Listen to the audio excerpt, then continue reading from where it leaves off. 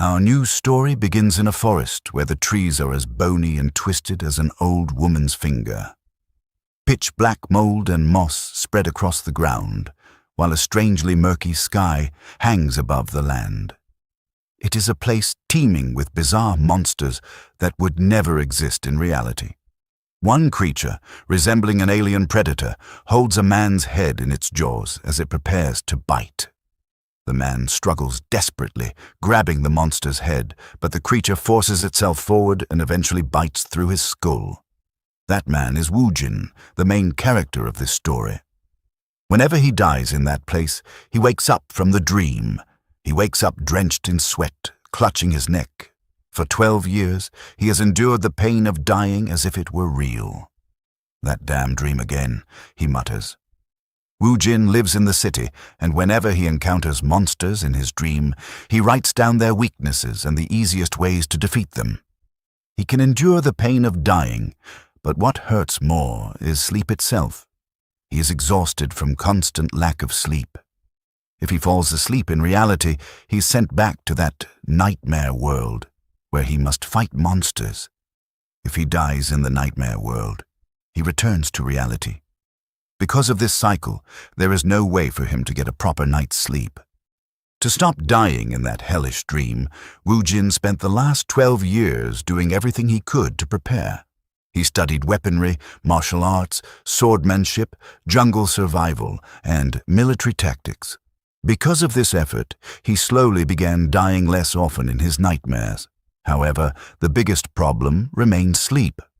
He even consulted a doctor, but the only advice he received was to find something he truly wanted to do, so he might finally sleep well. That advice was not helpful at all. When he thought about what he truly wanted, he looked at the records he had carefully stored on his bookshelf.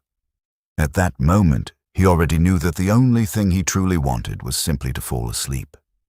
As he thought about wanting to sleep soundly, even just once, blood suddenly began dripping from his nose. An unimaginable dizziness overwhelmed him. His vision darkened, his consciousness faded, and he eventually collapsed on the floor after losing too much blood. That was how he died. Suddenly, his body felt light, and the terrible headache he had endured for 12 years completely disappeared. For the first time in years, it felt like fresh, clean air was filling his chest and head. He felt as if he had finally slept properly, something he had never experienced during those 12 long years. He wondered if he had truly died. When Woojin opened his eyes, he discovered that he was sitting under a large tree. It was the same nightmare world where he had suffered for 12 years. Soon, he noticed something approaching. A giant lizard-like monster with a long tongue and multiple eyes moved nearby, forcing him to hide quickly. Considering the amount of blood he lost, he believed he might truly be dead. If that was the case, then dying in this nightmare world would mean there was no reality left to return to. Accepting this possibility, he decided that this place was now his new reality. As the monster searched the area for prey, Woojin understood exactly what kind of world this was and what he needed to do to survive. In this situation, he should normally run toward a bright place that monsters hate. But for some reason, he unsheathed his sword and jumped forward to face the monster instead. He did not want to run away. Perhaps it was because he had finally slept deeply for the first time in years, or maybe because his new body felt younger than his real one. The monster rushed toward him, opening its mouth to devour him. Woojin's entire body screamed at him to fight and survive. In a single swift movement, he slashed his sword and cut the monster clean in half. The creature collapsed to the ground. He had successfully hunted it. Woojin then dismantled part of the monster and discovered a blue core inside. Without hesitation, he picked it up and began eating it. As he gazed into the dark sky with red eyes and monster blood still in his mouth, he made a promise to himself that he would survive in this dark fantasy world no matter what. His first step would be to travel toward a brighter place. Woojin slept on top of a huge tree where a ray of light reached the branches. When he woke up, he smiled, realizing he had another night of perfect sleep. He prepared to continue his journey once again. As he cut some vines nearby, he remembered that it had already been a month since he began crossing this world. He continued traveling from the pitch-black darkness toward the light. Even though he now felt the urge to fight, he never hunted recklessly because he knew that risking his life for fun was madness. Still, he could not completely suppress the desire to battle. The only times he hunted were when he needed food. Soon, he felt hungry. With a single strike, he slashed the head off a bat monster. After killing a monster, he always searched for its essence and ate it, hoping to gain a chance of acquiring the monster's power. As he rested on a tree, he realized that ever since he began consuming monster essence, adapting to this world had become easier. He also discovered another important fact. He found a tag and learned that the body he now possessed belonged to someone with the status of a third-class mercenary. For some reason, he could read the writing on it. The existence of such a token meant that people were living somewhere in this world. Not long after, he finally saw a light within the forest. As he followed it, he noticed traps placed on the ground. Traps clearly meant for monsters. That meant people must be nearby. Excited, Wu Jin ran toward the light. When he finally left the forest, he saw a small house. He froze for a moment before slowly approaching it. He knocked on the door, opened it, and called out to ask if anyone was inside, but there was no response. Inside, he noticed a book lying on the table. When he opened it, he discovered it was titled Demonic Realm Chronicles. The book contained the history of this world and was written very meticulously. Wu Jin immediately realized that if he wanted to survive here, the book was absolutely necessary. Just then, someone entered the house and pointed a crossbow at him, demanding to know who he was. The old man warned him to answer clearly, or he would put a hole in his head. Wu Jin thought to himself that although he was glad to finally see another person, he never expected to be mistaken for a robber. He calmly turned around and told the old man not to misunderstand. He explained that he had only entered out of curiosity after seeing a house in such a remote place. The old man told him to leave immediately, saying he had no business with him. Wu Jin agreed, but before leaving, he asked if he could borrow the book because he wanted to read it. He added that he was willing to pay a price if necessary. The old man asked what Wu Jin would do if he refused. Wu Jin thought for a moment. He knew that he absolutely needed the book to survive.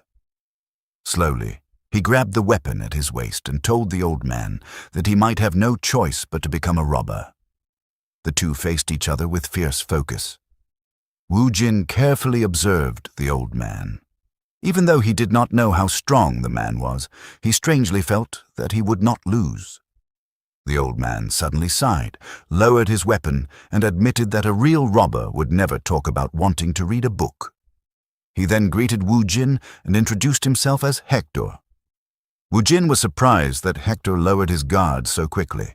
He introduced himself as Kim Wu Jin, but Hector misheard the name as Gimuji and commented that it sounded quite peculiar. Wu Jin asked him to simply call him Jin, thinking that his real name must be difficult to pronounce in this new world.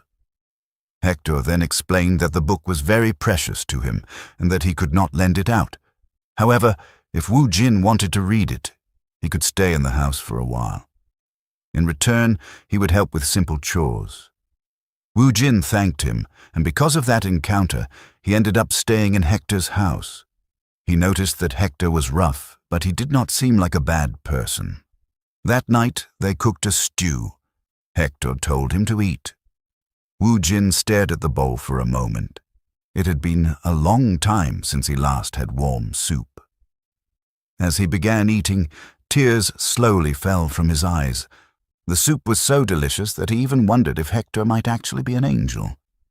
Every morning when the sun rose, Hector would go out hunting. One day, he told Wu Jin that his hunt might take longer than usual. He explained that he intended to take revenge on the monster that had killed his comrades. Wu Jin noticed that Hector seemed unusually nervous that day, even though he looked strong. From this, Wu Jin concluded that the monster must be extremely powerful. While Hector was away, Wu Jin spent his time reading the chronicles. According to the book, all the stories began with the Northern Empire. Its king, blinded by greed, laid his hands on the otherworldly gate said to contain the truth of all creation and immense power. However, the moment the king opened that gate, calamity began. Powerful monsters poured out from the otherworldly gate and transformed the North into a demonic realm in only 9 years. In response, humanity united many factions and formed the Order Alliance. The Order Alliance eventually built a barrier to prevent the demonic realm from spreading further. After reading that part, Wu Jin closed the book and reflected on what he had learned. The book contained a great deal of useful information, but something about it seemed strange. According to the chronicles, the deeper one traveled into the demonic realm, the stronger the monsters would become. Wu Jin realized that as he moved toward the light, the monsters had been getting weaker. Outside the house, Hector suddenly came running back while Wu Jin was still thinking about how deep within the demonic realm he must have wandered before reaching this place. Wu Jin wondered just how strong he truly was in this world. Hector was being chased by monsters. He stopped and fired his crossbow, but the werewolves easily slashed the arrow out of the air. Hector was shocked that not even a single arrow could get through. As he continued running, he suddenly saw Wu Jin stepping out of the house with his sword. Wu Jin walked forward calmly and prepared to attack. Hector shouted for him to run, warning that the monsters were too dangerous. But Wu Jin ignored the warning. He rushed past Hector and charged directly toward the monsters. Hector stared in disbelief. Wu Jin, however, moved with the focus of a hunter who had spotted his prey. He leapt toward one of the werewolves. The creature raised its arm to strike, but Wu Jin's sword cut through its arm and body in a single slash. The other werewolf hesitated and did not dare to attack. Hector stood there in shock, unable to believe that Wu Jin had just killed a werewolf with one strike. Wu Jin then turned to Hector and calmly asked if the monster he had just slain was considered strong. Hector repeated his question to make sure he understood it correctly, then confirmed that the monster Wu Jin had slain was indeed considered incredibly strong. Wu Jin felt slightly confused by that answer. He turned toward the remaining wolf, thinking he would hear more after dealing with the rest of the monsters. The pack stood still, unmoving. As Wu Jin prepared to attack, he thought that the monsters did not look that strong. Even if there were 40 of them, it would only be dangerous if he became careless. Instead of fighting all of them, he decided to target the one that appeared to be second in command and break their morale. He identified the large-built wolf standing at the front as their leader. Wu Jin released a tremendous killing intent as he prepared to strike. But the moment he locked eyes with the new leader, the creature lowered its gaze, turned away, and slowly retreated. It ran as if it were crying, yapping loudly as if ordering the others to flee. One by one, the remaining wolves followed and escaped. Hector was puzzled, as wolves were known for their bravery. Wu Jin, however, was impressed. The second in command had assessed the situation correctly. Rather than letting all of them die with their leader, it chose survival, even if it meant abandoning their honor. Inside Hector's cabin, they placed the werewolf leader's hide on the table. Hector explained that it was worth at least 50 gold coins. Wu Jin asked if that was a large amount, and Hector confirmed that it was enough to live comfortably for 6 to 7 years. Wu Jin was amazed. To him, the monster had seemed pathetically weak, yet it carried such a high bounty. He smiled, thinking that whenever he needed money, he could simply hunt similar monsters and earn huge rewards. For the first time, he felt that his new life might be easier than the past 12 years. Hector then prepared supplies for Wu Jin's journey, including the werewolf hide, jerky, a pouch of silver coins, and a pioneer map. He packed everything and instructed Wu Jin to take the hide to the pioneer village. He marked a location on the map where Wu Jin could find a man named Jacob, who would buy the hide for a fair price. Wu Jin asked if it was really okay to give something so valuable without hesitation. Hector firmly replied that it was simply payment for killing the werewolf, as he had carried a deep grudge against it. He then extended his hand, thanking Wu Jin for taking revenge on his behalf and expressing hope that they would meet again. Wu Jin shook his hand and thanked him in return. After preparing, Wu Jin left the cabin and began his journey through the forest. From a distance, the second-in-command wolf could be seen silently observing him. After some time, Wu Jin arrived at the pioneer village. He was surprised by how well built its defenses were. For a small settlement, it was well stocked. After the guard confirmed his identity, he entered and noticed the wary gazes of the villagers. He assumed it was because he was a stranger, and in a world where people could be more dangerous than monsters, their caution was understandable. Wu Jin entered a tavern where adventurers gathered to drink, eat, and gamble. Sitting near the barkeeper, he was offered beer, but he declined and instead asked about a man named Jacob. A man sitting nearby overheard him. It was Jacob himself. Jacob asked why Wu Jin was looking for him. Wu Jin hesitated, as Jacob had the face of a scammer, but he explained that Hector had sent him to sell a werewolf hide. Jacob was shocked and immediately began inspecting the hide. Even though Jacob assumed Hector had killed the monster, Wu Jin did not correct him. When Jacob confirmed it was genuine, he expressed disbelief and pride, claiming he knew Hector could do it. However, the atmosphere suddenly turned hostile as the people around them began surrounding Wu Jin. Wu Jin asked why they were acting that way. Jacob, now holding the werewolf hide as if it were already his, told Wu Jin to read the situation, leave quietly, and he might spare his life. Wu Jin sighed, realizing his suspicion was correct. Scammer faces did not lie. He reminded them that Hector trusted this village and asked if this was how they conducted business. Jacob responded mockingly, claiming it was merely an investment. He explained that supplying Hector had caused him losses, and he needed the werewolf hide to recover them. Wu Jin considered ending him, but restrained himself, deciding not to take a life over a hide. However, as he was about to let it go, Jacob threw beer in his face and told him to leave. Wu Jin calmly stood and walked toward the door. Jacob smirked, thinking he had made the smart choice, but then Wu Jin suddenly lifted a cabinet and blocked the exit. Calling out to Jacob, Wu Jin, with the eyes of a hunter, warned that if he intended to scam someone, he should have attacked properly from the front. Jacob laughed it off and ordered his men to attack.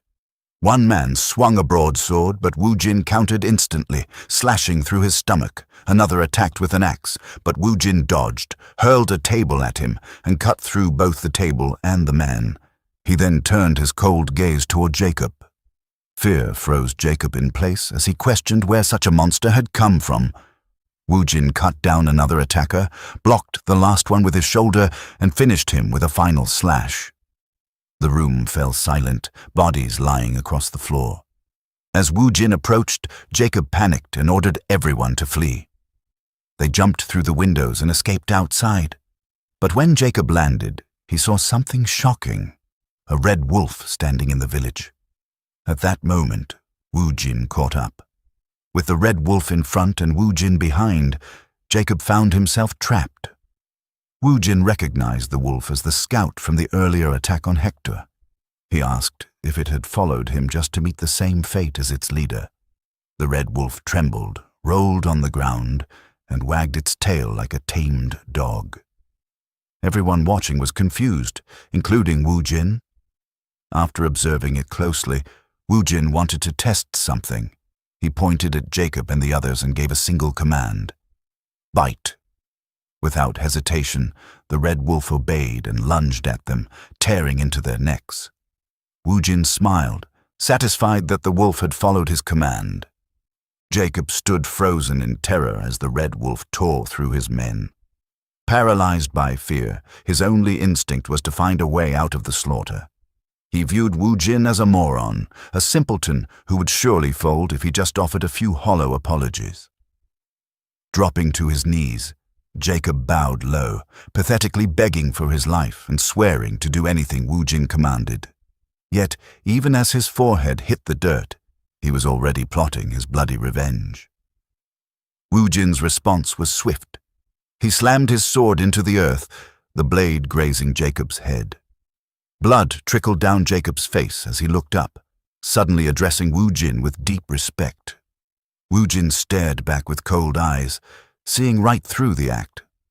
He knew Jacob viewed him as a pushover. The moment triggered a memory of his time on Earth, of a time when his salary never came. His old factory manager had offered empty apologies, asking him to let the issue slide just once. Back then, Wu Jin was soft-hearted and yielded, a decision he lived to regret. Once he backed down, a week's delay turned into months, and when he finally demanded his due, the manager met him with rage. Wu Jin had been branded as selfish and treated like a doormat while struggling to survive month to month. That hardship taught him one definitive lesson. As Wu Jin turned his back, Jacob seized his chance. With a wicked smile, he drew a short sword and lunged. But Wu Jin was ready. He caught Jacob's hand mid-air as if he had anticipated the betrayal from the start. He looked at the man and remarked that guys like him who scam others never truly understand the meaning of remorse.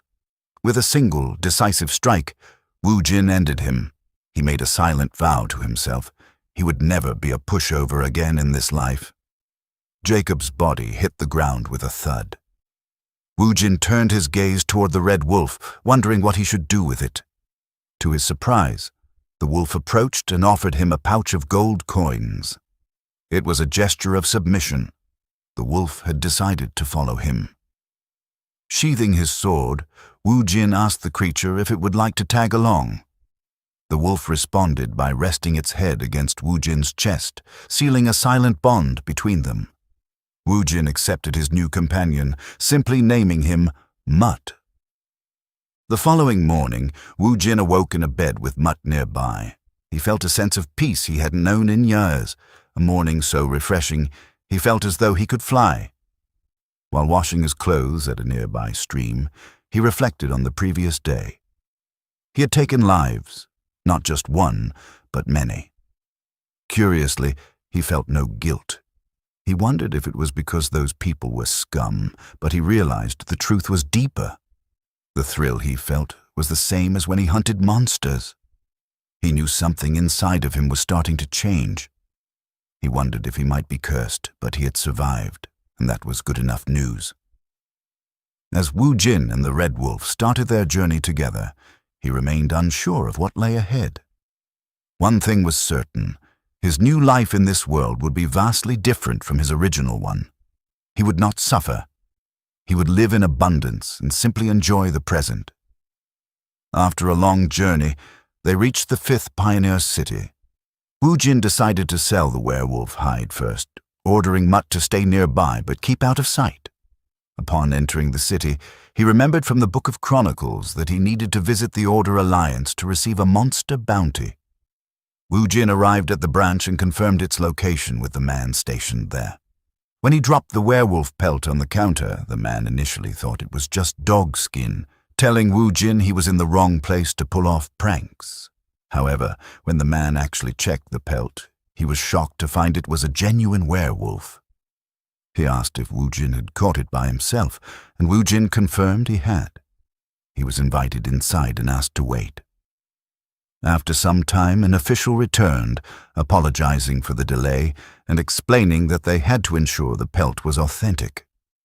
Once the deal was confirmed, the man handed over the reward. Wu Jin now held enough money to live lazily for at least 6 or 7 years.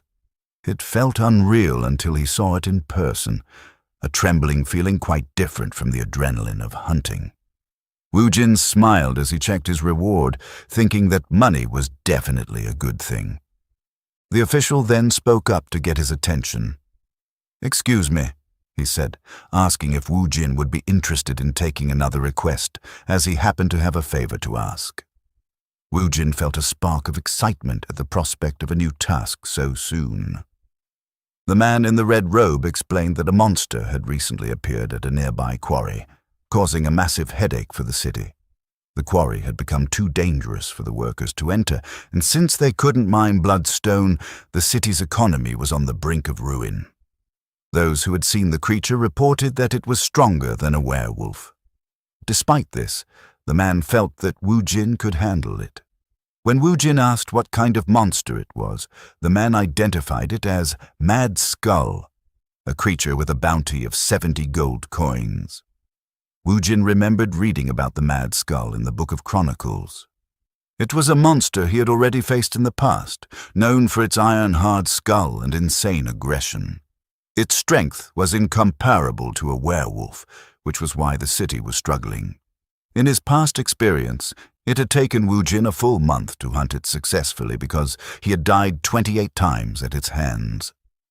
The man asked if he could subdue the beast. With absolute confidence, Wu Jin confirmed that he could.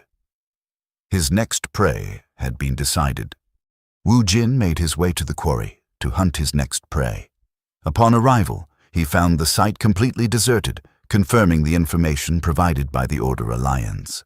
The mine had a gloomy, chilling atmosphere, the kind of place where no one would want to linger. Deciding to finish the job quickly, Wu Jin headed toward the entrance, but a voice suddenly called out to him. A man with a bandana and red hair approached, apologizing and asking Wu Jin to wait his turn. He explained that his team had arrived first and was currently preparing for battle. Wu Jin was baffled by the request. "Since when is there a queue for hunting monsters?" he asked bluntly. The red-haired man fell silent, unable to offer a good rebuttal. Instead, he suggested that Wu Jin join their team so they could hunt together. Wu Jin considered his options. If he waited for them to finish and the mercenaries succeeded, it would be a massive waste of his time. While he wasn't thrilled about sharing the loot, he figured working together might be more efficient than fighting over priority. However, after his recent experience with Jacob's group, he found it difficult to trust anyone.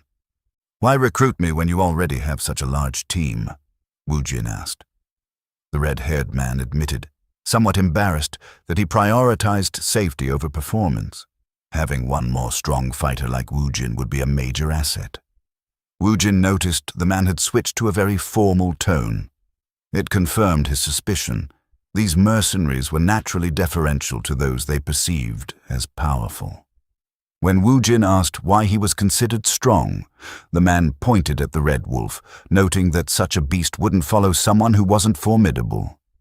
Wu Jin then saw Mutt being pampered by a blonde woman. She expressed her amazement, explaining that because wolf monsters are so fiercely independent, even the Order Alliance had failed to tame them. Wu Jin was confused, as he had specifically ordered Mutt to stay hidden. Then he saw why the wolf had appeared. Mutt was busy eating high-quality meat offered by the lady, a delicacy Wu Jin himself hadn't even tasted yet. Mutt seemed to feel Wu Jin's gaze. After one bite, he nervously dropped the meat and kicked it toward his master. Though Wu Jin felt a bit belittled by his pet's charity, his body moved on its own.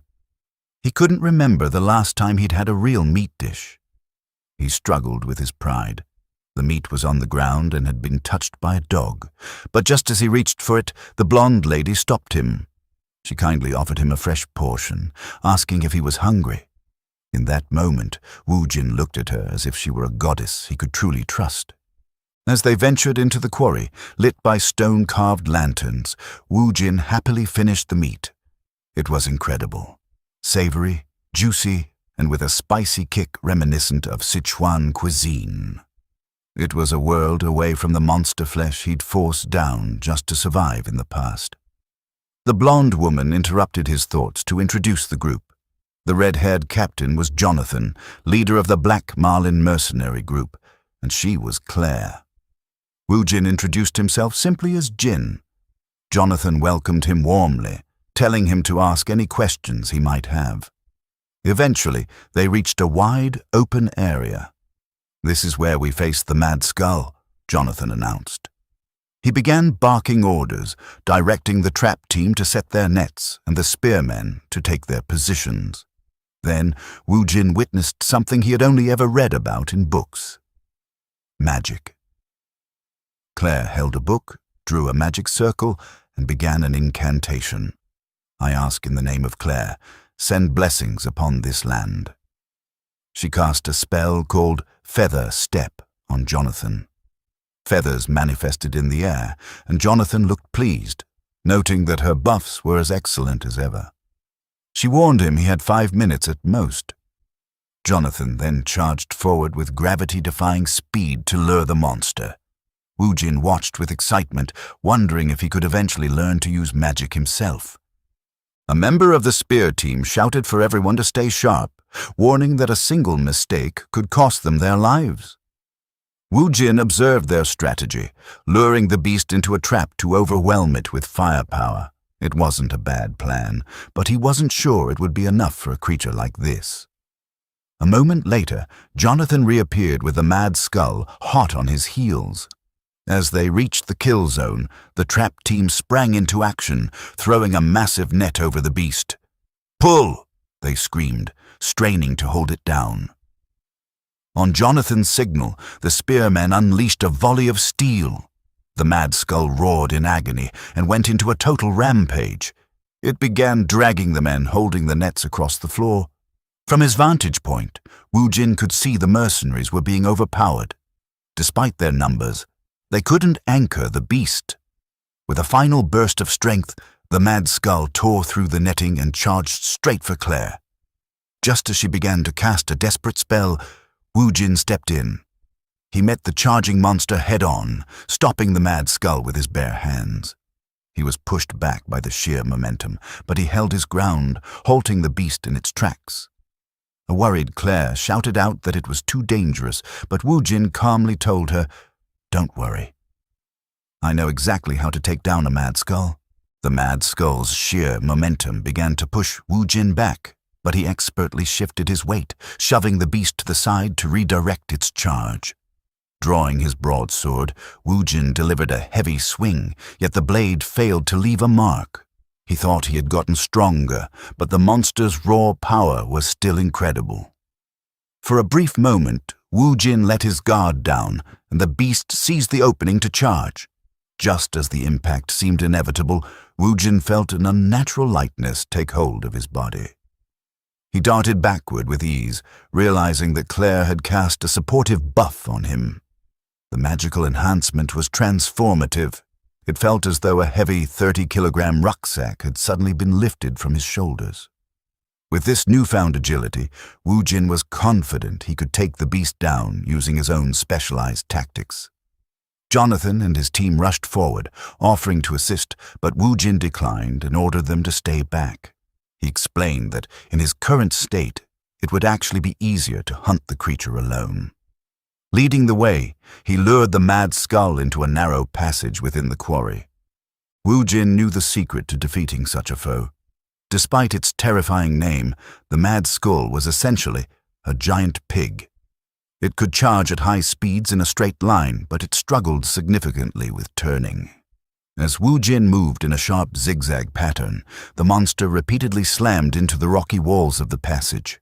Finally, the beast lost its footing, crashing through a wall and sliding helplessly to the ground. Woojin marveled at the potency of Claire's magic as he prepared for the second step of his plan. The creature's tusks were as long as swords and acted like hands, but they were far too hard to be cut. Instead, Woojin aimed for its true weak point, the nose. He lashed out with his broadsword, drawing a scream of agony from the beast. As the mad skull began to rampage blindly from the pain, Woojin seized the moment. He rushed forward and delivered a final, decisive strike to ensure his prey wouldn't get another chance to attack. By the time Jonathan, Claire, and the rest of the mercenaries reached the scene, the area was a chaotic mess of debris and shattered stone. Jonathan was stunned by the destruction, but Claire's only priority was finding Woojin. As they moved to search for him, Mutt stepped forward with a low growl, causing them to freeze in their tracks. The wolf then let out a wide yawn, and Claire realized the creature was telling them not to interfere. Soon, Woojin emerged from the shadows. As he walked toward the group, he was consuming the monster's essence, a concentrated power he simply couldn't resist. When asked about the beast, Wu Jin calmly informed them that the mad skull was gone. All that remained was pork. Jonathan was speechless. He had never heard of a hunter taking down a mad skull entirely on their own. Suddenly, Mutt growled again, alerting the group to a second mad skull emerging from a passage. The mercenaries scrambled to prepare for another fight, but Claire stopped them. She pointed out that the creature was accompanied by piglets, and they all looked strangely mournful. Wu Jin and Mutt watched as the mother nudged her young, clearly preparing to lead them away from the quarry forever. Though Jonathan felt a small ounce of pity, he was relieved the encounter ended peacefully. Later that evening, the group gathered at a tavern in the 5th Pioneer City. Jonathan standing in front, congratulating everyone on a successful hunt with 0 serious injuries. He added that he can't express how happy he is that they finally caught a mad skull. Then came the moment everyone had been waiting for, the distribution of the reward. Claire was puzzled when she saw the overflowing pouches on the table. The bounty was supposed to be 70 gold coins, but there was clearly much more. Jonathan boasted that he had exaggerated the details to the Order Alliance. Since the mission had involved 2 mad skulls and their offspring, making it far more dangerous than advertised, he had demanded a higher payout. The Alliance had relented, awarding them a whopping 100 gold coins. The mercenaries roared with laughter as they toasted their leader. Wu Jin, however, remained skeptical. He leaned in and questioned Jonathan, pointing out the obvious. They hadn't actually fought the mother or the piglets, yet the Order Alliance had still handed over an increased reward. Jonathan met his gaze with a confident, mischievous grin. He admitted to Wu Jin that he had told a little white lie to the officials. The rest of the mercenary group erupted in laughter again, with one of them chiming in that as long as you aren't caught, a lie essentially becomes the truth. Wu Jin couldn't help but sigh and offer a small smile. These mercenaries were certainly an interesting bunch. Jonathan then turned to Wu Jin and made an announcement. He intended to give Wu Jin half of the total reward. Wu Jin was stunned, protesting that half was far too much. However, Jonathan insisted, stating that without Wu Jin's intervention, they all would have met a dog's death. The rest of the team loudly cheered in agreement. For Wu Jin, the experience changed his outlook. The effective trap and Claire's vital buff proved that he could rely on others. He realized that not everyone in this new world was untrustworthy. Raising his own mug, Wu Jin thanked the group and announced that the night's drinks were on him. The mercenaries cheered even louder, joking that they would make sure he spent every coin of his earnings before the sun came up. As the celebration grew rowdy, Wu Jin noticed Claire slipping out of the tavern. Wu Jin called out to ask where she was headed. Claire looked back and explained that she was going to practice her magic.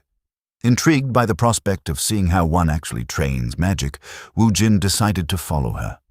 Near a moonlit cliff, she sat in deep meditation, surrounded by a shimmering blue aura. Wu Jin watched from a distance, deeply impressed. Despite the exhaustion of the hunt, she was already back to her training. As he observed her, he began to wonder if he too should try to master the art of magic. The next day, while the mercenary group was arranging their supplies, Claire was surprised when Wu Jin said he wanted to learn magic. She gladly agreed to teach him. Wu Jin felt relieved that she accepted more easily than he expected. Claire explained that she had been wanting to give him something in return anyway, so this was a good opportunity. She recalled the moment when the mad skull charged at her, and Wu Jin stepped in to save her, unlike a certain someone. She made sure to say it loudly enough for their captain to hear. She added that teaching Wu Jin magic was the least she could do, and emphasized that she would have refused if someone from the group who couldn't even protect their mage had asked her.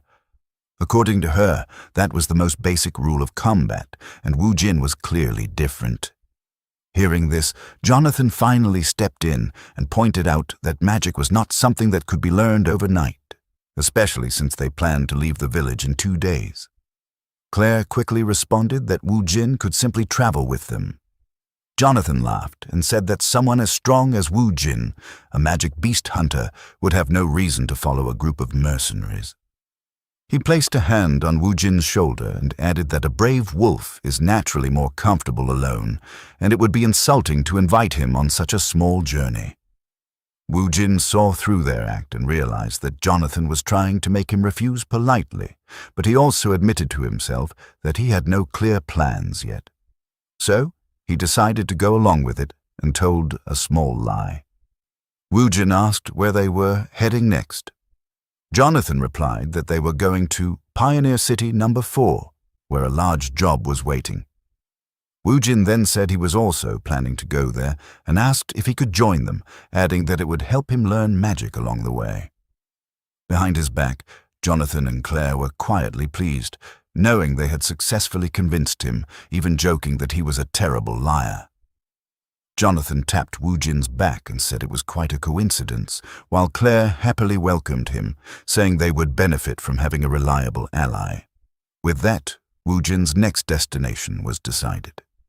After some time, they began their journey toward Pioneer City No. 4. Traveling with them was a massive creature known as a Tarask, a magic beast bred specifically for transportation and one of the few beasts tamed by humans. It was Wu Jin's first time seeing one in person, though he had read about it in the Book of Chronicles. Instead of horses, the mercenaries used it to carry their load. Wu Jin was amazed by its enormous size. Soon, Jonathan gave the signal to move, reminding everyone that they had a long journey ahead. During their travels, Wu Jin trained with Claire every evening. For him, learning something new was never easy. There were many reasons why learning was difficult, but the hardest part was repetition. Wu Jin knew that growth in any skill only came through repeated effort, even when progress slowed or completely stopped. That plateau was always the most painful part, but he was no stranger to such suffering. The 12 years he spent surviving in the demonic realm had already trained him to endure it. Day after day, he continued practicing magic.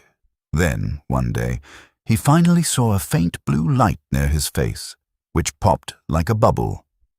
Claire, who had just arrived from the camp, began clapping and congratulated him for successfully sensing magic.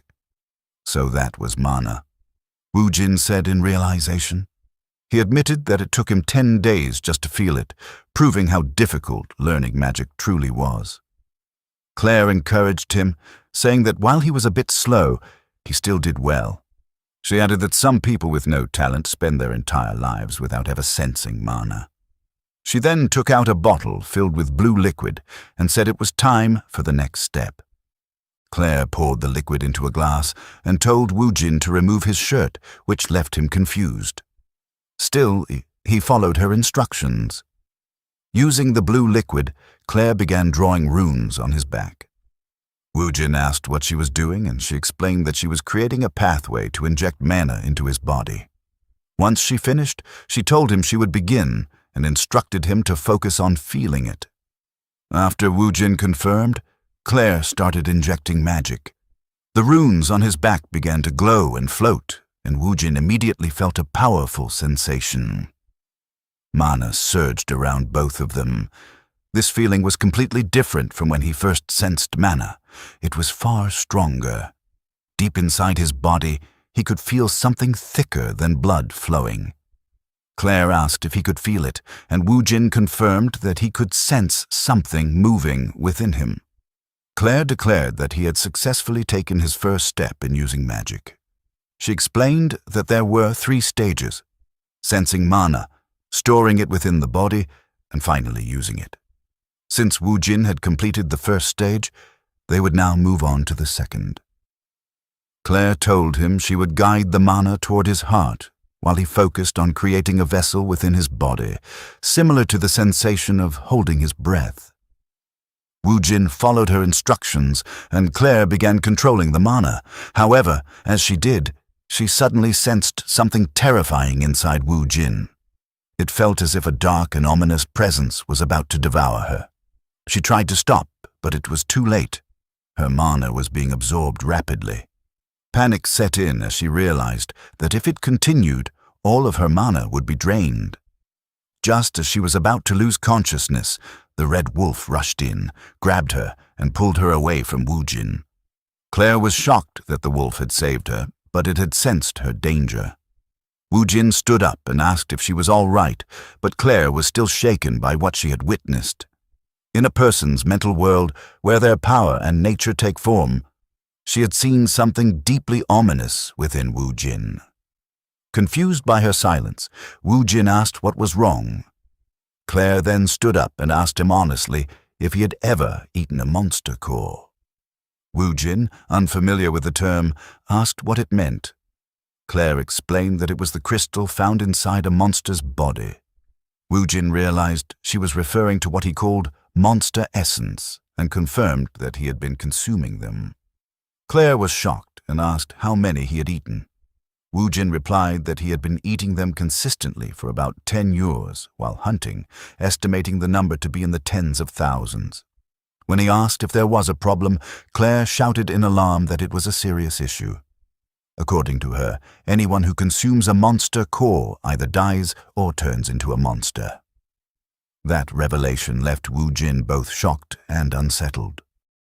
Karma, also known as retribution, is the name of the turbid energy found in the demonic realm. Living beings that absorb it gain bizarre abilities within their bodies. A monster core is the nucleus formed from that accumulated karma. The next day, the group resumed their journey, but Claire remained troubled by what she had learned about Woojin. In this world, there exists a group called the Dark Priest. When the otherworldly gate opened and karma spread across the land, some humans began following the monsters that absorbed the karma, even calling themselves angels. These people consumed monster cores, and some even sacrificed humans to monsters, earning them the label of madmen. Because Woojin had been eating monster cores for 10 years, Claire initially suspected he might be a dark priest. However, if he truly were one, he would not openly admit it or reveal his mental world. This made her doubt her suspicion, yet it only deepened the mystery. Even if Woojin did not know the dangers, she could not understand why he would willingly eat something so gross. Claire finds Woojin a very mysterious man. She warned him again to stop consuming monster cores, explaining that he had only been lucky so far and could die at any moment. Woojin considered her words. If eating monster cores truly caused death or transformation, then why was he still fine? But at the same time, he could not ignore the changes within himself, the lack of guilt after killing and his growing desire to fight. He told Claire he would try to stop, but she firmly corrected him, saying he must stop completely. She added that if he continued, not only would his life be at risk, but he might also lose the ability to use magic. This alarmed Woojin, and he asked if that was true. Claire found it strange that he seemed more concerned about magic than his own life. She explained that in his current condition, using mana manifestation would be difficult, but he could still learn mana arts. It was the first time Woojin had heard of such a term. After a long journey, they finally arrived at the 4th pioneer city. They gathered near a fountain where an angel statue stood tall above it.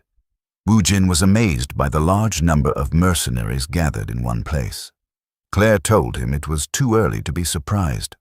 Not only was the request massive in scale, but it was also being overseen by a holy knight. Soon, Holy Knight Raymond passed by their group, and Woojin immediately felt an overwhelming aura from him, something far beyond that of ordinary mercenaries. He could tell at once that the Holy Knight was no ordinary human. Woojin asked if it was normal for so many people to gather under a Holy Knight's command. Claire explained that it was because the request came from the golden bug.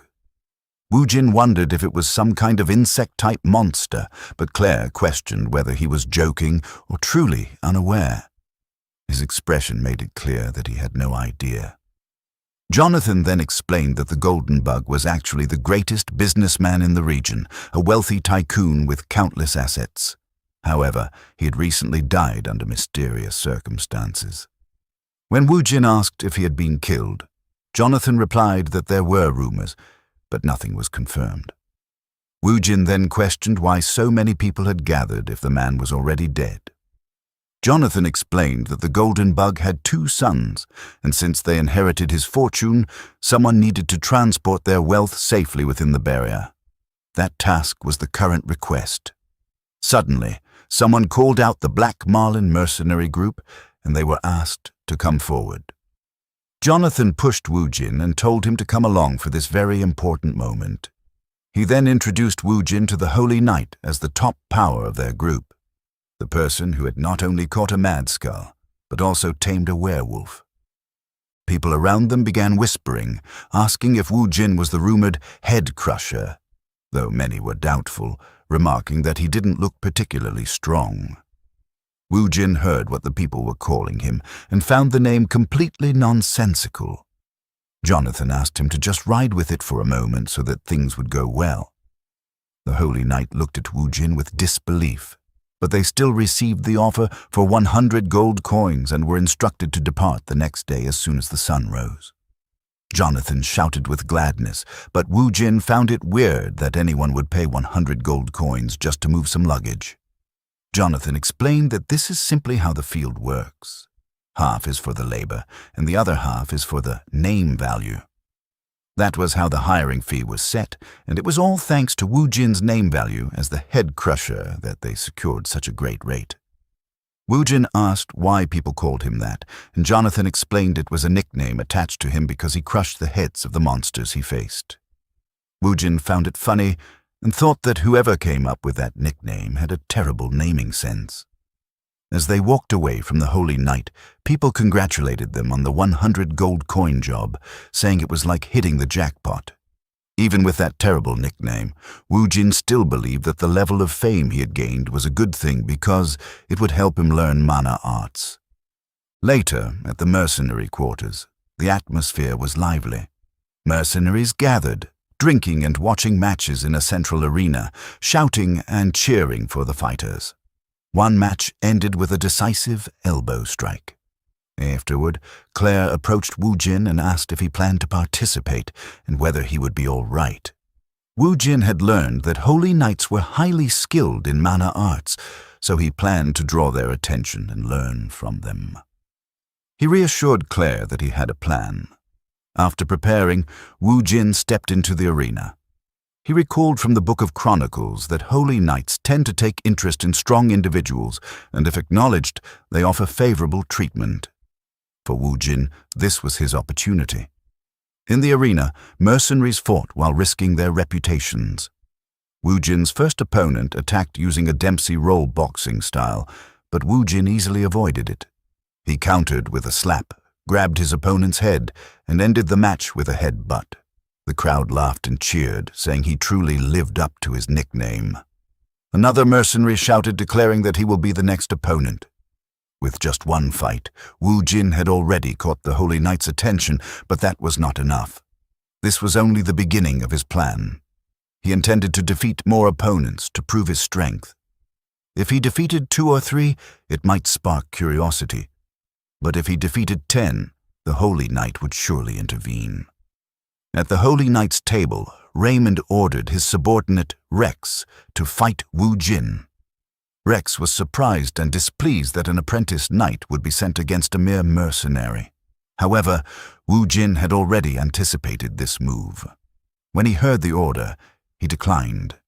Instead, he intended to use this moment to negotiate. His true goal was to learn mana arts directly from the Holy Knight. Claire, Jonathan, and the rest of the mercenaries were confused about why Woojin refused the challenge.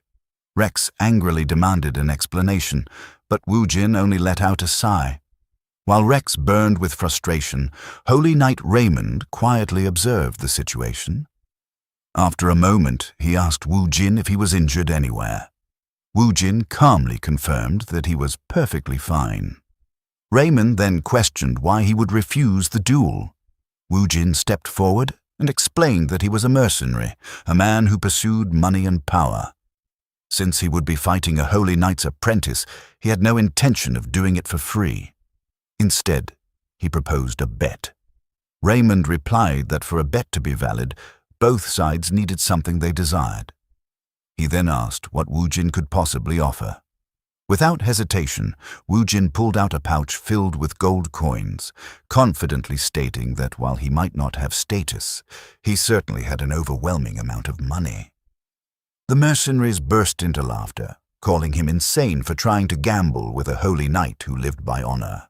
Some even questioned how lightly he viewed them. Rex grew furious, shouting that they had no need for his money. However, Raymond stopped him and suggested a different condition. Instead of gold, they would waive all liability for any injuries sustained during the fight. Woojin immediately agreed, relieved that he would not have to worry about compensation and could fight freely. With a thumbs up, he accepted the terms and added that he would state his true request after the duel. Woojin and Rex stepped into the arena as the crowd erupted in excitement. Both fighters stood ready, focused, and prepared. The mercenaries cheered loudly, shouting Woojin's nickname, Head Crusher, while one even admitted he had bet his life savings on Woojin's victory. Claire, however, warned Woojin to signal if things became dangerous, but Woojin assured her that he would win. Rex then asked Raymond how serious he should be, and Raymond told him to give it his all, as Woojin would not be an easy opponent. Rex acknowledged the order and released a yellow aura. The crowd reacted instantly, recognizing it as mana arts. Rex channeled the aura into his feet and dashed forward at incredible speed. Woojin remained calm and focused, noting that Rex's movements were far more refined than those of ordinary fighters. Rex launched a powerful punch infused with aura, but Woojin dodged it with ease. He knew that taking a direct hit could be fatal. Witnessing mana arts in action for the first time only deepened his interest in learning it. Rex attacked again, and although Woojin blocked, the sheer force pushed him back. Rex then mocked him, saying that while he might have a reputation in the demonic realm, he was still nothing more than a wild beast and would soon regret underestimating a holy knight. The spectators were shocked to see Woojin being pushed back, with some even losing confidence in their bets. Claire watched with concern, while Raymond silently analyzed the battle. Rex continued his relentless assault, while Woojin focused entirely on defense. Raymond found this strange. Woojin had ended previous fights instantly, yet now he was holding back. He began to suspect that Woojin had a hidden intention. Suddenly, Rex unleashed a powerful aura-infused strike, but Woojin deflected it with one hand, sending the force toward the spectators. Jonathan was stunned, unable to believe that someone could deflect mana arts with bare hands. However, what shocked him even more was what Woojin said next.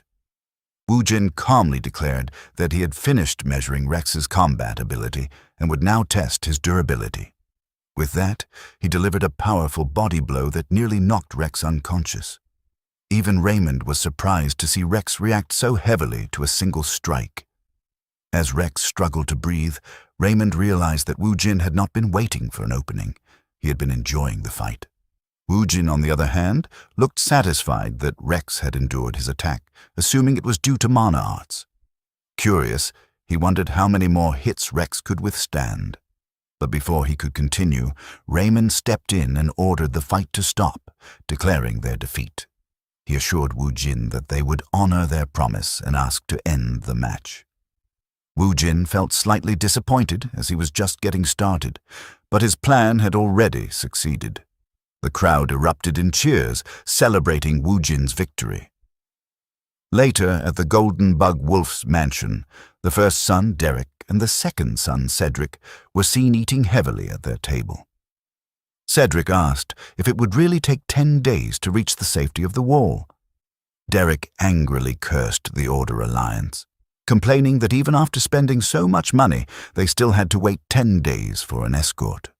He mocked their inefficiency, calling them all talk and no substance. Cedric, still eating, asked if they would be safe until then. Derek replied that they had no choice but to endure and hope their bodies would last. Behind them, two blue monster cores could be seen, hinting at something far more dangerous lurking beneath the surface. The next day, Raymond prepared to demonstrate mana arts to Wu Jin. Mana arts are techniques that utilize mana as if it were part of the body, enhancing physical strength or weapons. Anyone with a bit of talent can use it, but depending on mastery, it can become a basic technique powerful enough to split mountains and seas. Raymond demonstrated one of his techniques, Sacred Fire Slash. With a single swing, he cleanly cut through several trees. The sound of them crashing to the ground echoed throughout the forest, and he then calmly sheathed his sword.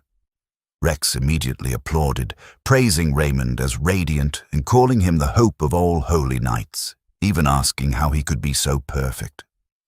Raymond cut him off and ordered him to step back, and Rex obeyed instantly like a loyal servant. Wu Jin quietly compared him to the Red Wolf, someone who followed orders without hesitation.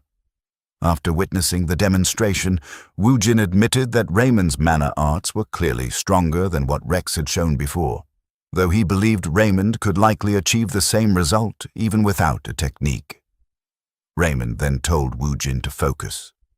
Wu Jin gripped his sword and closed his eyes as Raymond explained that just like muscles contract and veins expand, mana could be held within the body in a similar way. Wu Jin recalled his training with Claire, realizing the concept was familiar. As he focused, he immediately sensed mana, and suddenly a tremendous amount surged from his body. Confused, Wu Jin wondered when he had gained such a vast reserve. The flow felt calm and light at first, reminding him of the mana he had absorbed from Claire. However, the blue mana surrounding him gradually shifted into a deep violet. While Raymond continued instructing him to control and consume the mana, he suddenly noticed something unusual. A violet aura had already formed around Wu Jin's sword.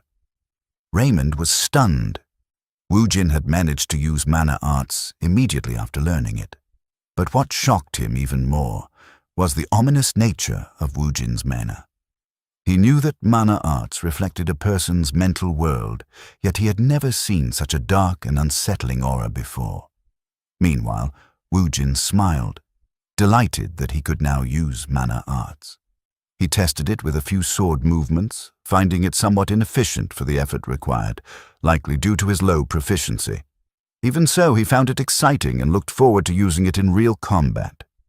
After some time, they resumed their journey. Claire was amazed that Wu Jin had already grasped mana arts, knowing it was not something easily learned. She praised his talent and effort, but Wu Jin humbly said it was thanks to her. He then asked if she was all right, recalling how her mana had flowed into him during their training. Claire reassured him that she was fine and told him to consider it a gift in return for saving her life.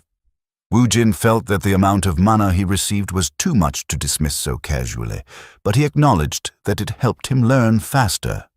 At that moment, Rex, riding his horse nearby, interrupted them, mocking Wu Jin for celebrating such a basic achievement. He told him not to slack off and reminded him that he should be grateful to Raymond for taking the time to train him. Wu Jin found his words meaningless and assumed Rex was still bitter about losing their duel. Feeling slightly bored, Wu Jin decided to provoke him. Without warning, he slapped Rex's horse, causing it to panic and run off. Raymond immediately intervened, telling Wu Jin to be patient and assuring him that he would keep Rex under control. Wu Jin felt a bit disappointed by Raymond's response. Meanwhile, someone atop the Tarrasque was shouting angrily, demanding food and complaining loudly. Curious, Wu Jin asked what was happening, but Raymond dismissed it, saying it was just the usual behavior of their employers. He explained that the Golden Bug's sons had been overeating ever since their father's death, throwing tantrums if their meals were delayed even slightly. Raymond advised ignoring them to avoid unnecessary trouble. However, Wu Jin found their behavior strange. It did not feel like simple stress eating. The more food they consumed, the more he sensed something unnatural, like a monster was about to emerge. Suddenly, the Tarrasque began rampaging before collapsing to the ground. Raymond and Rex rushed forward and demanded a report. A mercenary confirmed that the Tarrasque had suddenly gone berserk while carrying the clients. Concerned for the Golden Bug's sons, Raymond immediately released a golden aura and drew his sword, declaring that their safety was the top priority. He ordered Rex to help subdue the beast, even if it meant killing it. Rex acknowledged the command without hesitation. Then, from the tent atop the Tarrasque, a sharp spike burst out, tearing everything apart. A grotesque creature with a massive mouth emerged. Claire shouted in alarm, identifying it as an abomination. When Wu Jin asked what it was, she explained that it was once human but had turned into a monster due to the demonic realm's karma. Wu Jin was stunned by the revelation. Raymond and Rex immediately launched their attack. Raymond leaped forward and used Sacred Fire Slash to cut through the creature, then signaled Rex to follow up. Rex jumped in and struck again, slicing the monster into pieces. The abomination fell to the ground, but to their shock, it instantly regenerated as if nothing had happened. Raymond realized how fast its regeneration was and shouted a warning, but it was already too late. The creature had fully recovered, and Rex was caught off guard. In an instant, the abomination attacked from behind and devoured him whole, leaving only one of his arms behind. Raymond rushed toward the monster to save Rex, but he was too late. Wu Jin and the mercenaries witnessed everything, and shock spread across the group. When Raymond saw that only Rex's arm remained, he was consumed by rage.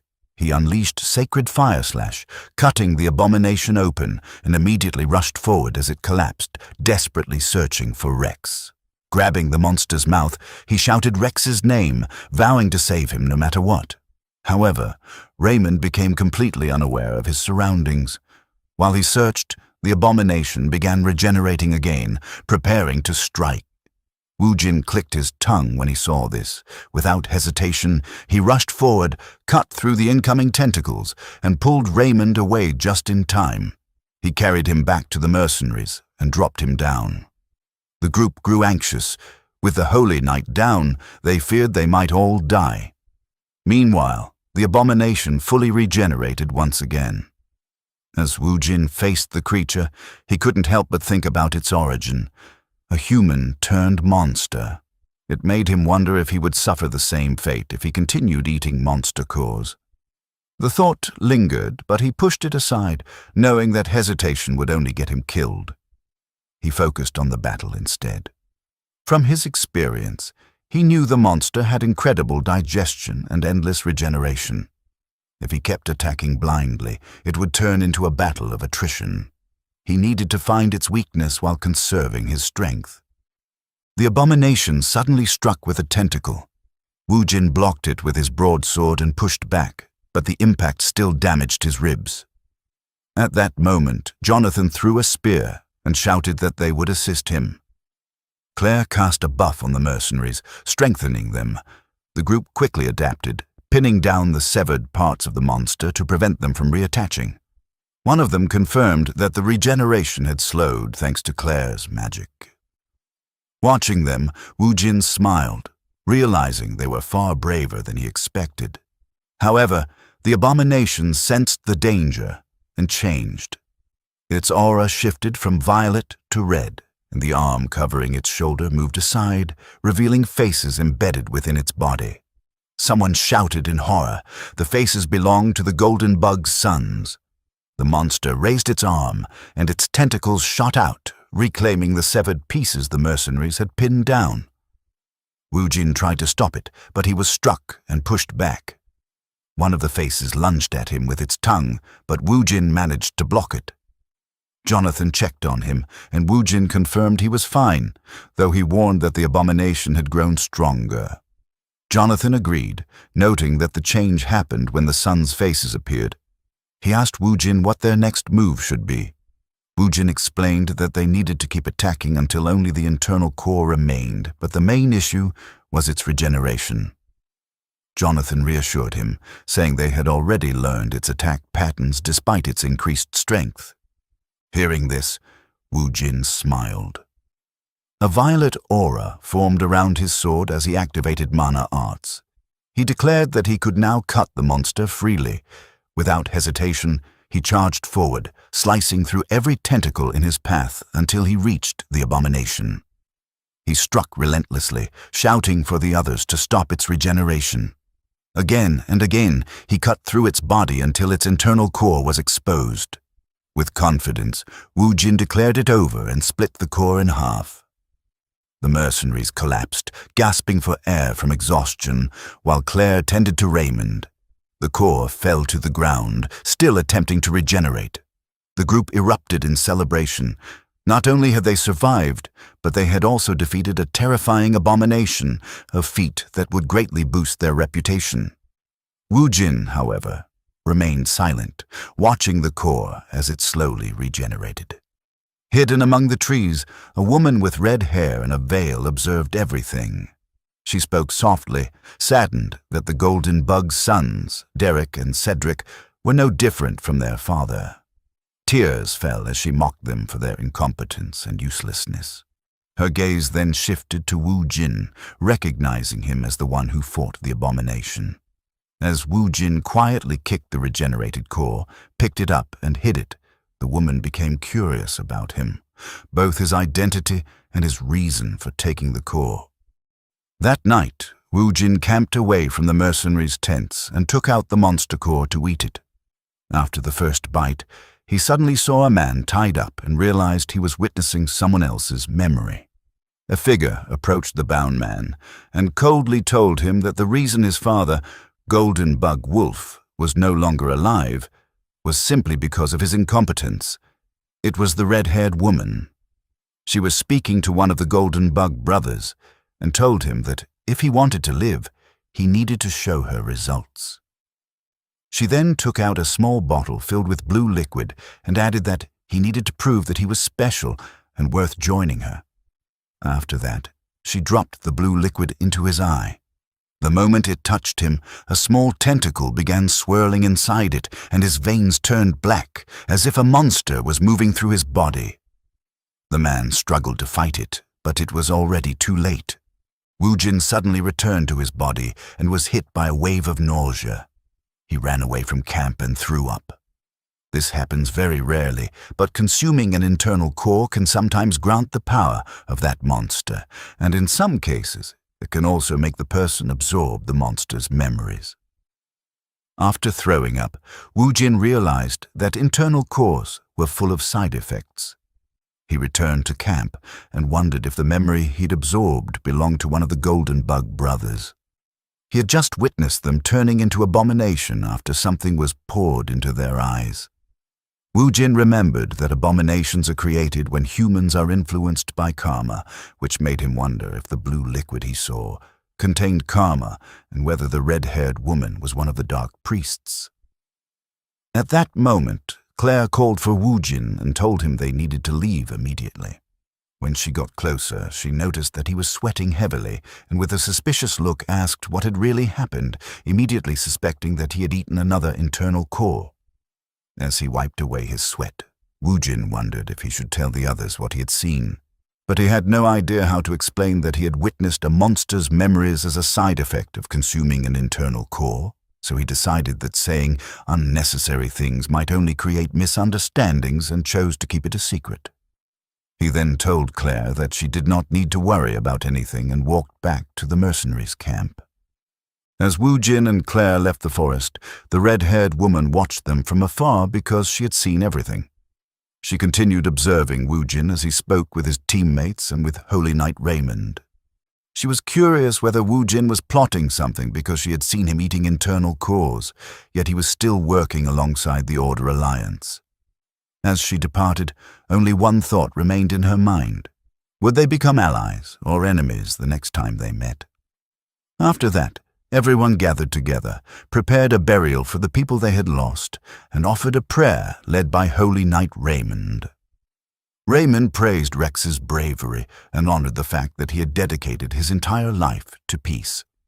As Raymond asked the gods to watch over Rex, Wu Jin felt both shame and sadness, because Rex was still young. While the prayer continued, Raymond suddenly noticed something. He looked up the hill and saw a red wolf. With the sun's rays shining behind it, the red wolf looked almost radiant. Raymond immediately knelt and offered his gratitude. Woojin was dumbfounded and asked what he was doing. Raymond explained that he was expressing gratitude for the comfort of Ea, the god of harmony. He added that in the Order's view, the red wolf was considered the closest companion of Ea, and to Raymond, the appearance of the red wolf meant that Ea was comforting them. Woojin casually replied that it was just his pet, Mutt. Raymond was instantly enraged and told Woojin that calling a red wolf a mutt was deeply disrespectful because a monster of that caliber could never be tamed by any human being. Wanting to prove that he was telling the truth, Woojin called out to Mutt in an intimidating voice and told the red wolf to stop acting and come over. The red wolf felt Woojin's gaze and without hesitation jumped off the cliff, ran straight toward him, and placed its paw into Woojin's hand like a well-trained dog. Raymond could not believe his eyes. Even the Order had never been able to tame a red wolf, so he could not understand how a mere individual like Woojin had done it. Woojin simply said that he had killed a werewolf, and the creature had been following him ever since. That answer shocked Raymond even more. Raymond then turned toward Rex's grave and quietly asked Woojin for a favor. He said that if the red wolf did not yet have a proper name, he wanted it to be called Rex. His first reason was simple, because calling a sacred beast of the Order Mutt was a bit inappropriate. His second reason carried much more weight. With the single-minded resolve to purify the entire demonic realm, Raymond wished for Rex's will. The will that fought against evil, not to end there, because even in his final moments, Rex had never let go of his sword. With respect and sincerity, Raymond asked Woojin to allow the red wolf to carry Rex's will under the name of Rex. Woojin thought about it carefully, then looked at the red wolf and asked if it was willing to take that name. The red wolf nodded. After receiving its approval, Woojin accepted the proposal, and from that moment on, the red wolf would be called Rex. Raymond was relieved and sincerely thanked Woojin. While Woojin and Raymond were speaking, an old man approached and politely asked if he had arrived at a bad time. Raymond turned to look and immediately recognized him. The old man had a covering over his eyes, and Raymond respectfully addressed him as Elder. When Woojin heard that title, he immediately realized that this must be one of the highest authorities in the area. The old man, surrounded by a faint yellow energy, was Bo, the elder of the third pioneer city.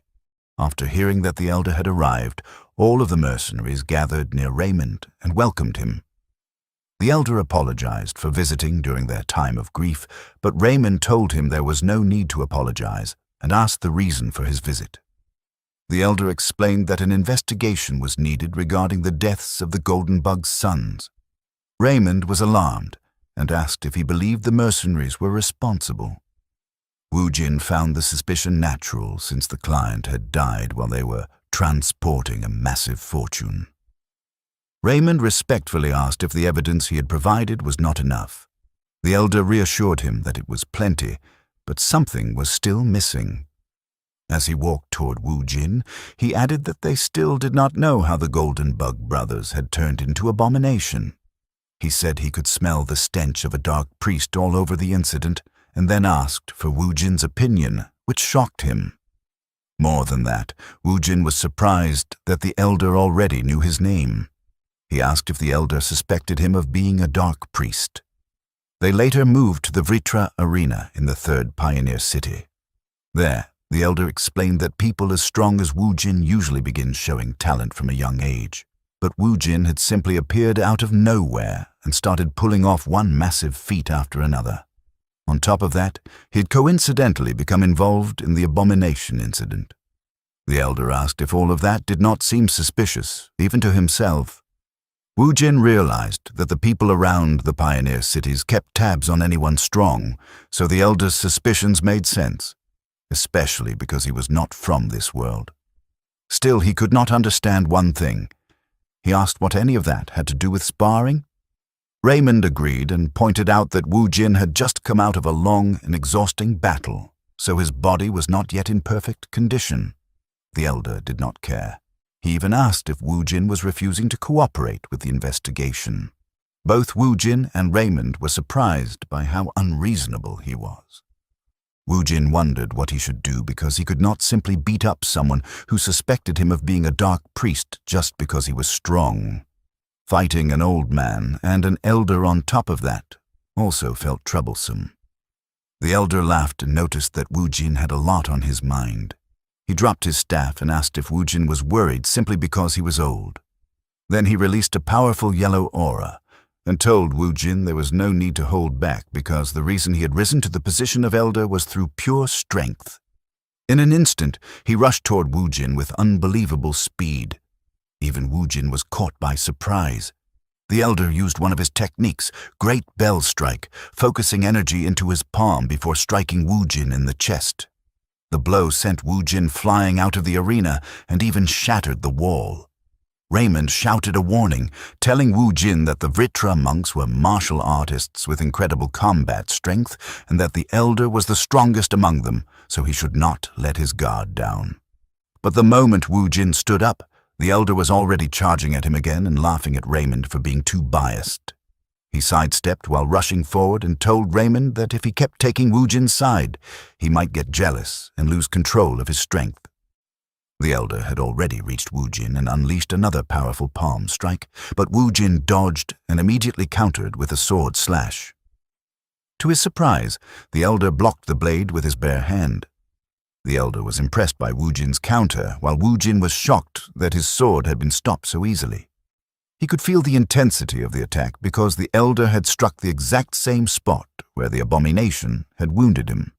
But then Wu Jin discovered something astonishing. His body had completely healed. The injuries from the abomination, which should have left him bedridden for 2 weeks, were gone. Even the damage from the elder's recent strike was already beginning to recover. He immediately suspected that eating the monster core had given him the abomination's regeneration ability.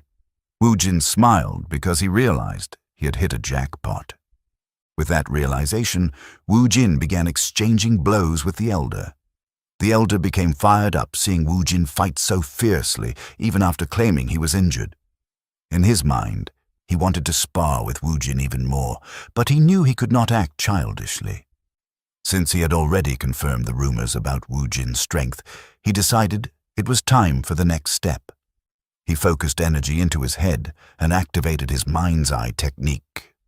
Wu Jin was caught off guard.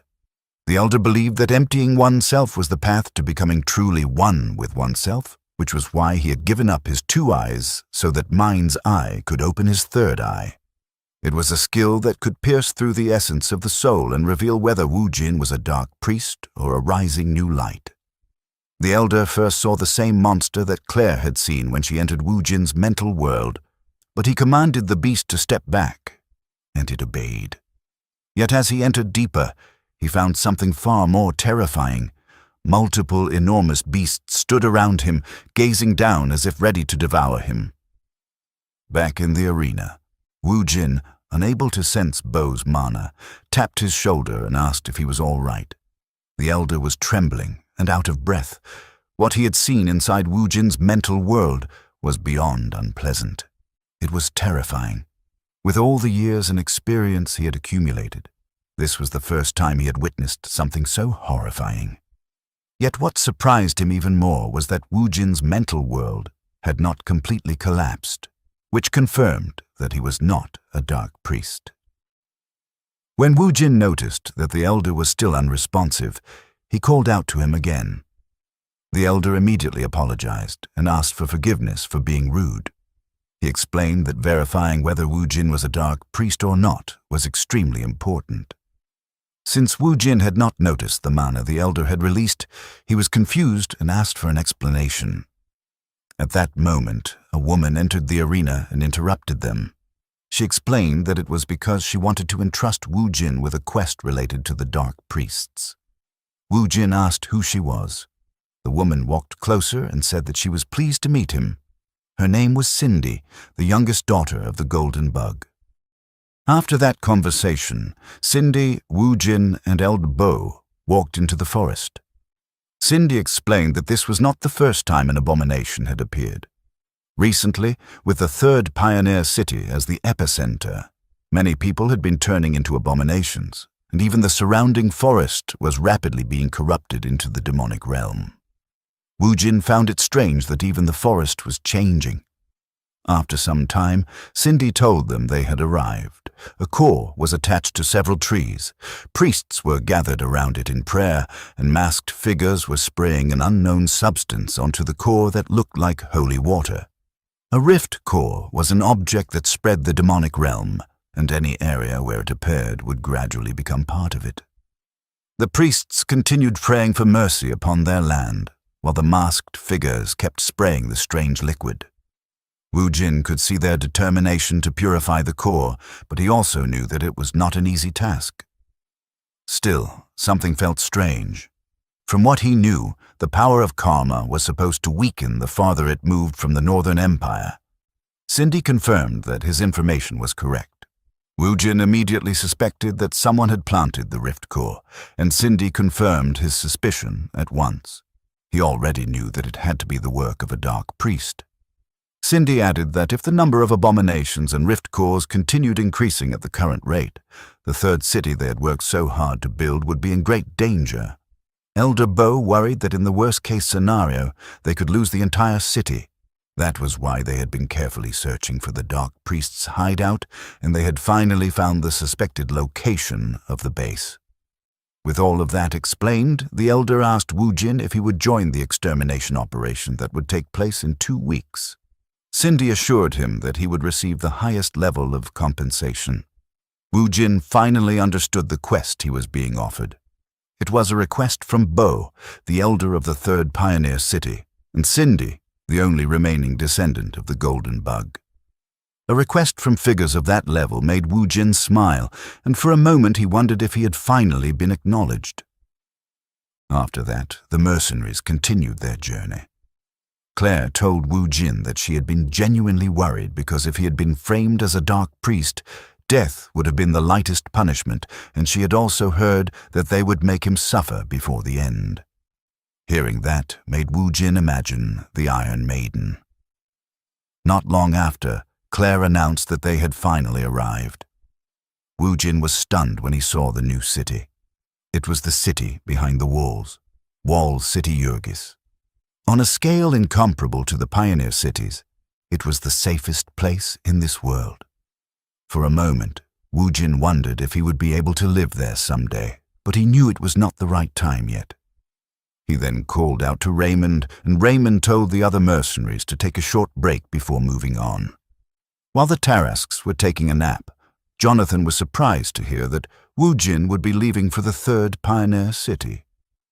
Woojin explained that he had received a new request there. Jonathan knew that going separate ways after a job was normal in their line of work, but he still felt a little sad because Woojin's decision had come so suddenly. Woojin agreed and asked about their next plan. Jonathan and another mercenary proudly told him that they would have some drinks and then drink even more afterward. Woojin found them amusing and then asked Claire about her plan. Claire said that she would have to look for another job. Woojin was confused because she should have earned enough money from the transport mission. Claire explained that although the payout had been decent, she was still far from having enough to go to the Magic Tower. Woojin asked what the Magic Tower was. Claire told him that even though she called herself a mage, she had only gathered common knowledge, so her abilities were still barely beyond the beginner level. It was not that she had trouble making a living with her current skills, but she had become a little greedy and wanted to learn higher-class magic. That was why she had been saving money so she could attend the Magic Tower, where she could study more advanced magic. Woojin compared it to a university and found it admirable that she was working so hard just to keep learning. After thinking for a moment, he searched through his bag and pulled out a pouch filled with gold coins. He asked Claire if that would be enough. Claire was stunned and asked what he was thinking. Woojin simply told her that it was to help her get to the Magic Tower. Claire humbly refused, saying that she could not possibly be shameless enough to accept it, but Woojin told her that he was not giving it away for free. It was a gift because he was indebted to her. Jonathan and the other mercenaries were amazed by the amount he offered. Claire was still hesitant, so Wu Jin placed the pouch in her hands without asking permission and simply said his goodbye. "I'll see you again." Claire's face turned pinkish red as she quickly grabbed him. She thanked Wu Jin and promised that someday she would repay the favor. Wu Jin then said his goodbyes to everyone. Claire and Jonathan looked saddened as they said farewell. Wu Jin then left to return to the third pioneer city. The Red Wolf, Rex, who had been resting, stood up and gave Holy Knight Raymond a small nod as if saying something.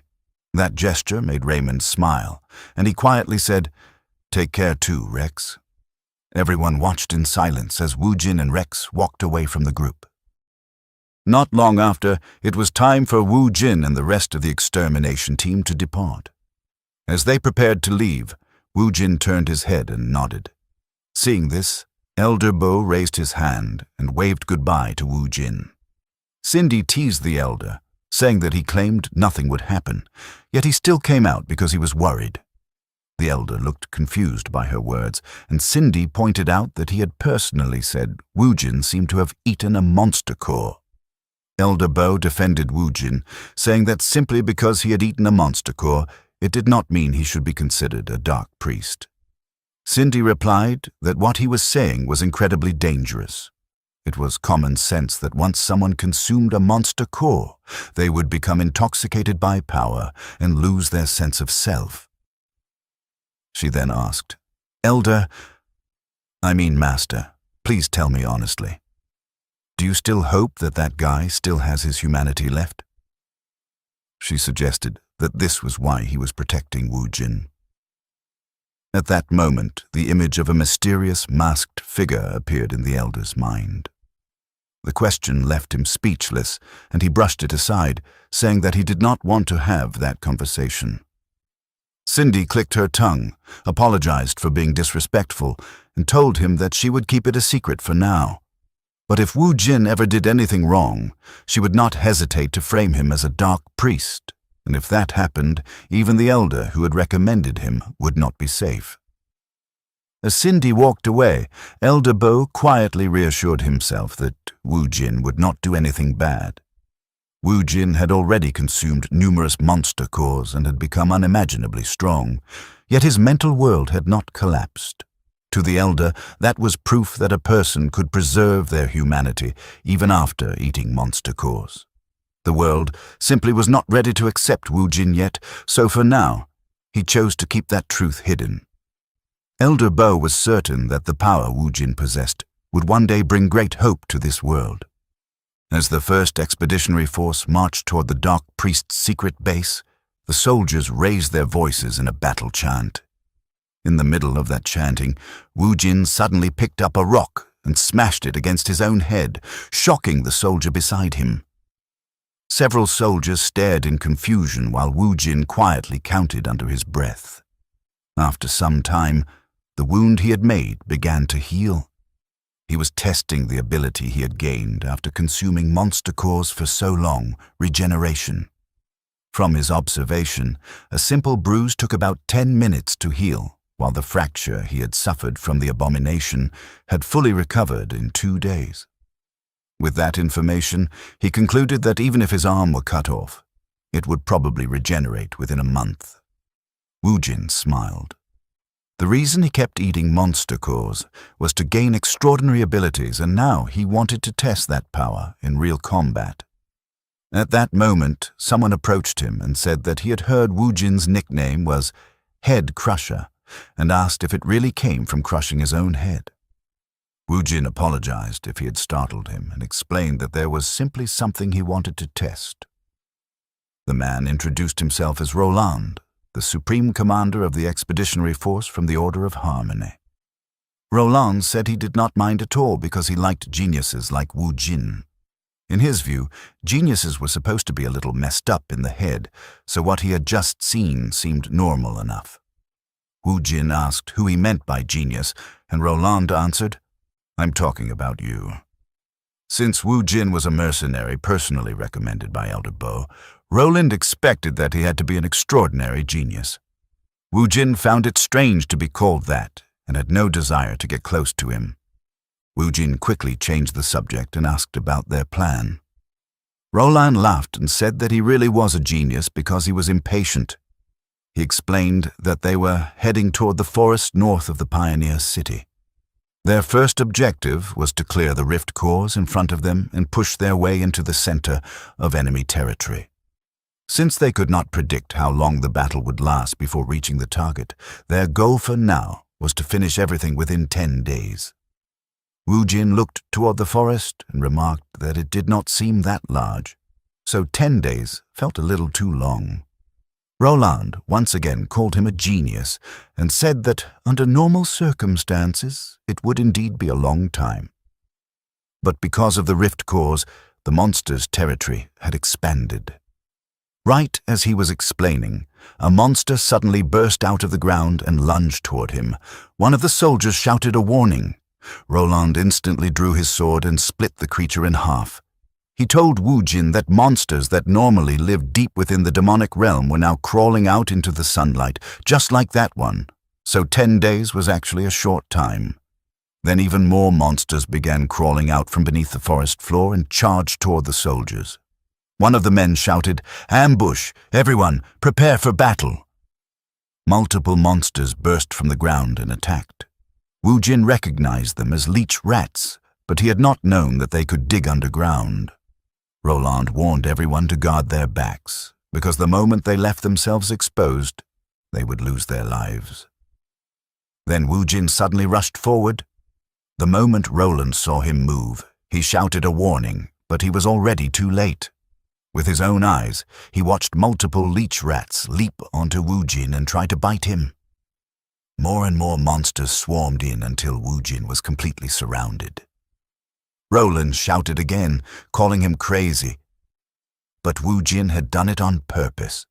His plan was to kill the monsters and secretly eat their cores without the other soldiers noticing.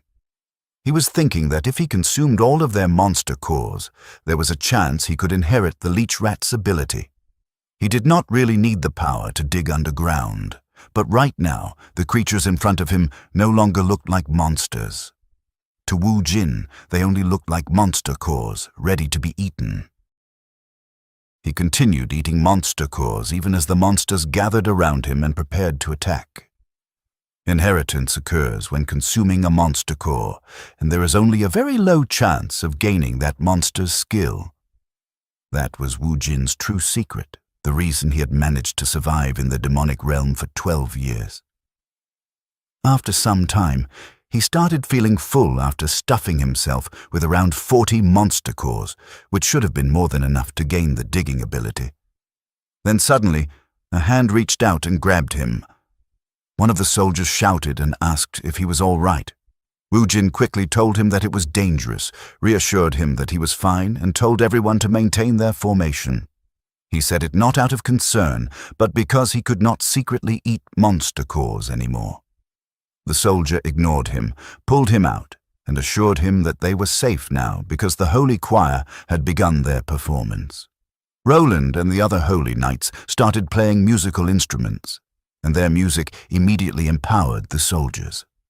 One of the soldiers shouted that he was overflowing with power, and soon the others were slaughtering the monsters with ease. Wu Jin was stunned by what he was witnessing. The soldiers' stamina and defense had increased significantly, and he realized they were all receiving buffs from the Holy Knight's songs. But what surprised him even more was that he had never expected Roland to be a support. He had thought he was a swordsman. After that, the soldiers defeated every monster in sight. When night fell, one of the soldiers announced that they would be recording everyone's performance and asked anyone who had taken part in the battle to gather around. He added that the recorded results would directly affect their rewards. Afterward, one of the soldiers muttered that he still could not understand Wu Jin's actions, from smashing his own head with a rock to charging straight into a horde of monsters and now digging through the dirt. Inside his tent, Wu Jin could be seen digging into the ground. He clicked his tongue because even after eating all those monster cores, he still had not gained the digging ability. He could only conclude that inheriting skills definitely required luck.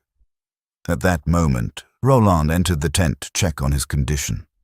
Wu Jin apologized if his actions during the fight with the leech rats had startled him. Roland immediately said that it was nothing like that.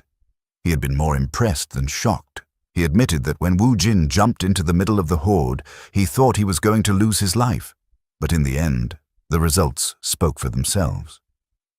Roland had also heard that Wu Jin had hunted 267 leech rats by himself. The average soldier had only taken down 4 or 5, while even the holy knights had only managed around 100 to 150 at most. In Roland's eyes, that was proof that prodigies were built differently. But Wu Jin did not see himself as a prodigy. He knew that if he had focused entirely on hunting instead of secretly eating monster cores, that number could have easily tripled. He then asked Roland if he was part of the support force, which caught him completely off guard. Roland's face turned red as he asked what about it and whether Wu Jin was looking down on supporters. Wu Jin quickly explained that he had simply thought Roland was someone who preferred raw power, so he had only been surprised because it was not what he expected. Roland laughed and admitted that Wu Jin had seen right through him. In his heart, he was the kind of man who also wanted to wield a sword. When Wu Jin asked why he did not simply do that, Roland explained that the reason the Order Alliance fought was for peace. Countless people had lost their homes and were dying because of the demonic realm. In a world like that, he chose the role where he could help the most. He proudly added that while his swordsmanship was only slightly above average, his musical skill was considered top tier even within the Order Alliance. After hearing that, Wu Jin realized that although Roland had seemed annoying when they first met, constantly talking about prodigies, he was actually a much more decent person than he had expected. Wu Jin then asked if he could hear him perform again sometime, and Roland happily agreed. 1 week later, inside a large tent, the leaders gathered for a meeting. Roland reported that they had been advancing deeper into the demonic realm while destroying numerous rift cores, kobolds, and large-eared monsters. It was becoming clear that the deeper they went, the stronger the monsters became. He then asked how the soldiers' morale was holding up. One of the unit leaders replied that the soldiers were far more spirited now than when they had first started, which left Roland confused. And then somewhere in the forest, Wu Jin was cutting down every monster he saw, from kobolds to big-eared monsters. As always, he would take their cores and eat them, hoping to inherit new skills, but even after consuming quite a few, he still had not inherited anything. Back in the meeting, the unit leader continued and reported that the mercenary Wu Jin had been taking care of every single monster almost as soon as it appeared. Roland could not help but laugh and tease the Order Alliance members, asking if it did not sting to be outdone by a single mercenary. One of them sighed and said that it was not a laughing matter. The soldiers had become far too relaxed, and Wu Jin was definitely going to claim a huge portion of the performance rewards. But Roland said that a good thing was still a good thing. Thanks to Wu Jin, they had suffered almost no casualties. And since stronger monsters were beginning to appear, it meant their destination was close, so they should rest while they still could. Deep within the forest, 4 mysterious figures gathered, all looking like dark priests. One of them, wearing a mask, wondered how the Order Alliance had discovered their location. The red-haired woman answered that they had planted so many rift cores around the area that it would have been strange if no one had become suspicious. She added that she believed their youngest had already anticipated this the moment she made her move. Looking towards someone nearby, she said that their chosen youngest sibling could not possibly be that incompetent. A figure wearing a large hat stood before them, then knelt and calmly assured them that there was nothing to worry about.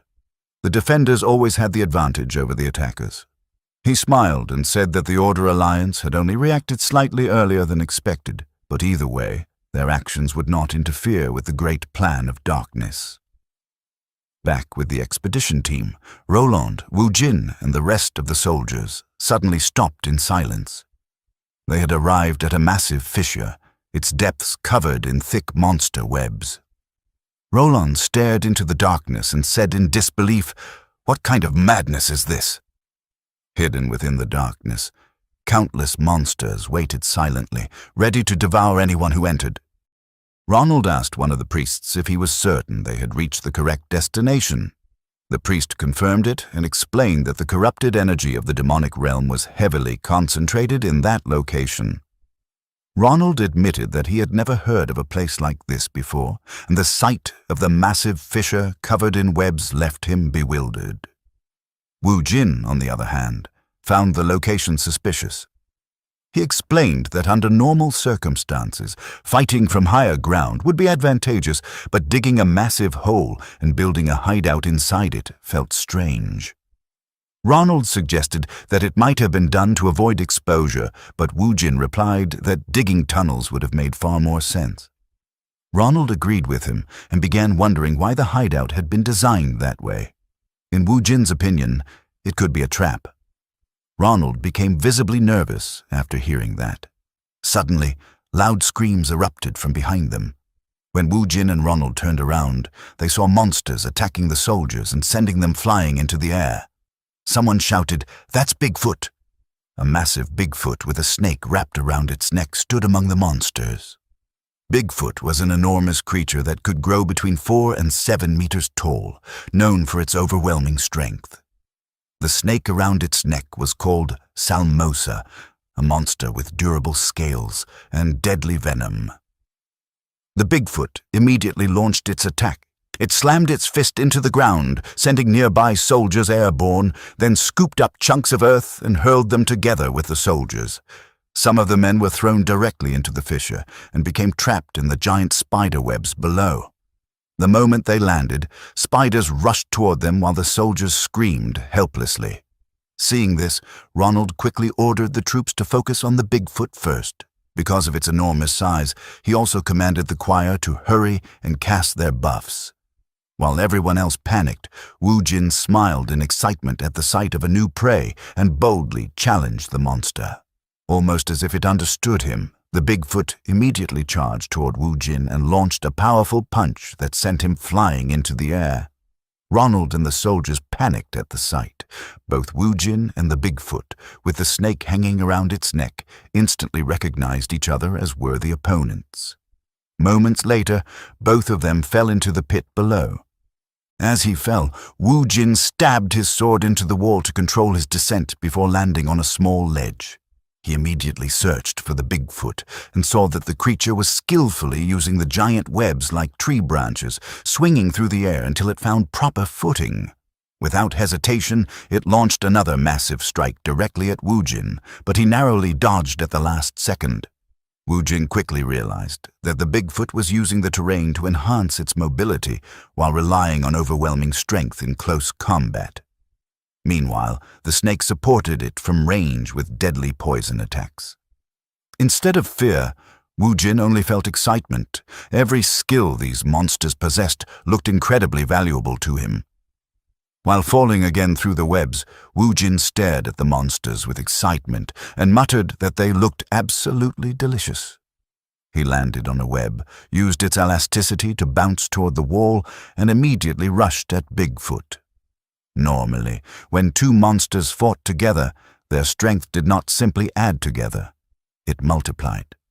But as Bigfoot fell, Wu Jin realized that monsters who fought in pairs shared a common weakness. Just as fighting two enemies at once was difficult for him, it was equally difficult for the monsters to perfectly coordinate two separate bodies as one. The moment Bigfoot landed, Wu Jin released his violent aura and attacked. He knew that no matter how good their teamwork was, the instant they faced danger, instinct would eventually take over. Exactly as he predicted, Bigfoot lashed out blindly toward Wu Jin's position. Wu Jin dodged, and instead of hitting him, Bigfoot accidentally smashed the snake's head. The snake coughed blood from the damage, while Bigfoot panicked over its mistake. Wu Jin immediately seized the opportunity and slashed both monsters at once. That was how Wu Jin hunted two monsters simultaneously. The creatures collapsed onto the ground, and Wu Jin smiled while saying that they were still pretty decent for gatekeepers. Then Wu Jin suddenly sensed something strange.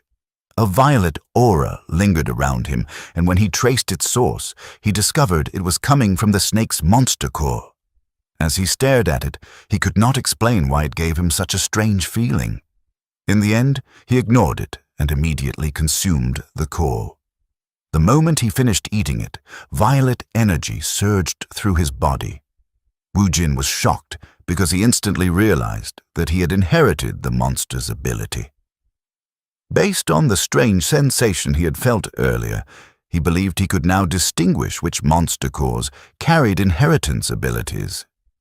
He had already devoured countless monster cores and gained all kinds of insane powers, but being able to identify inheritance cores was an incredible reward for him. Before he could even check what ability he had gained from the snake, a massive fireball suddenly shot toward him.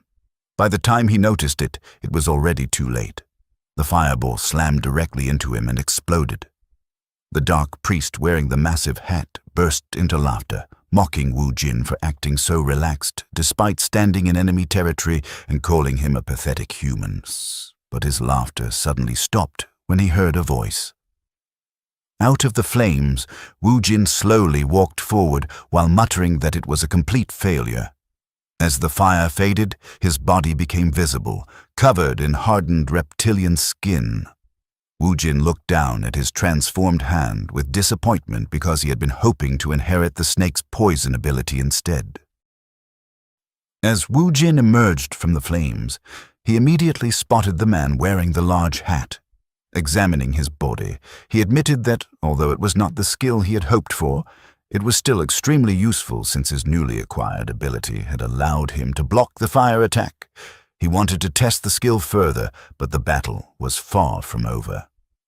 Another fireball shot toward him, and this time he reacted instantly, slicing it apart before charging directly at the man.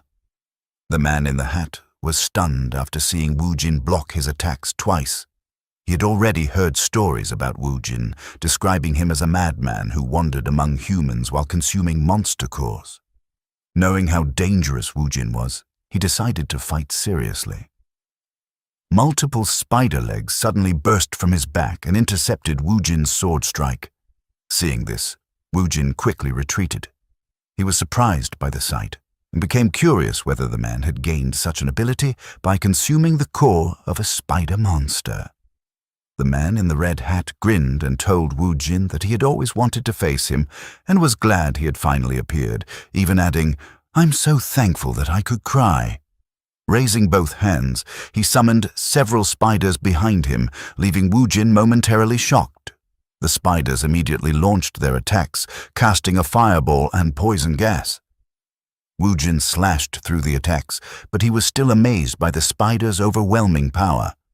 The fire and poison projectiles collided and created a massive explosion, powerful enough to reach the top of the pit where Ronald and the others were waiting.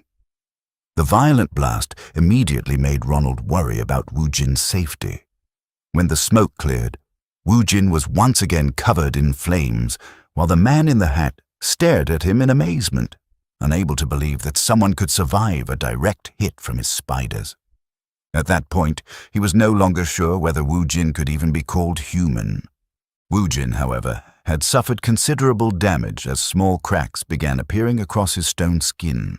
He had never expected that combining poison gas with fireball would create such a devastating explosion, and he finally realized the limitations of his newly gained ability.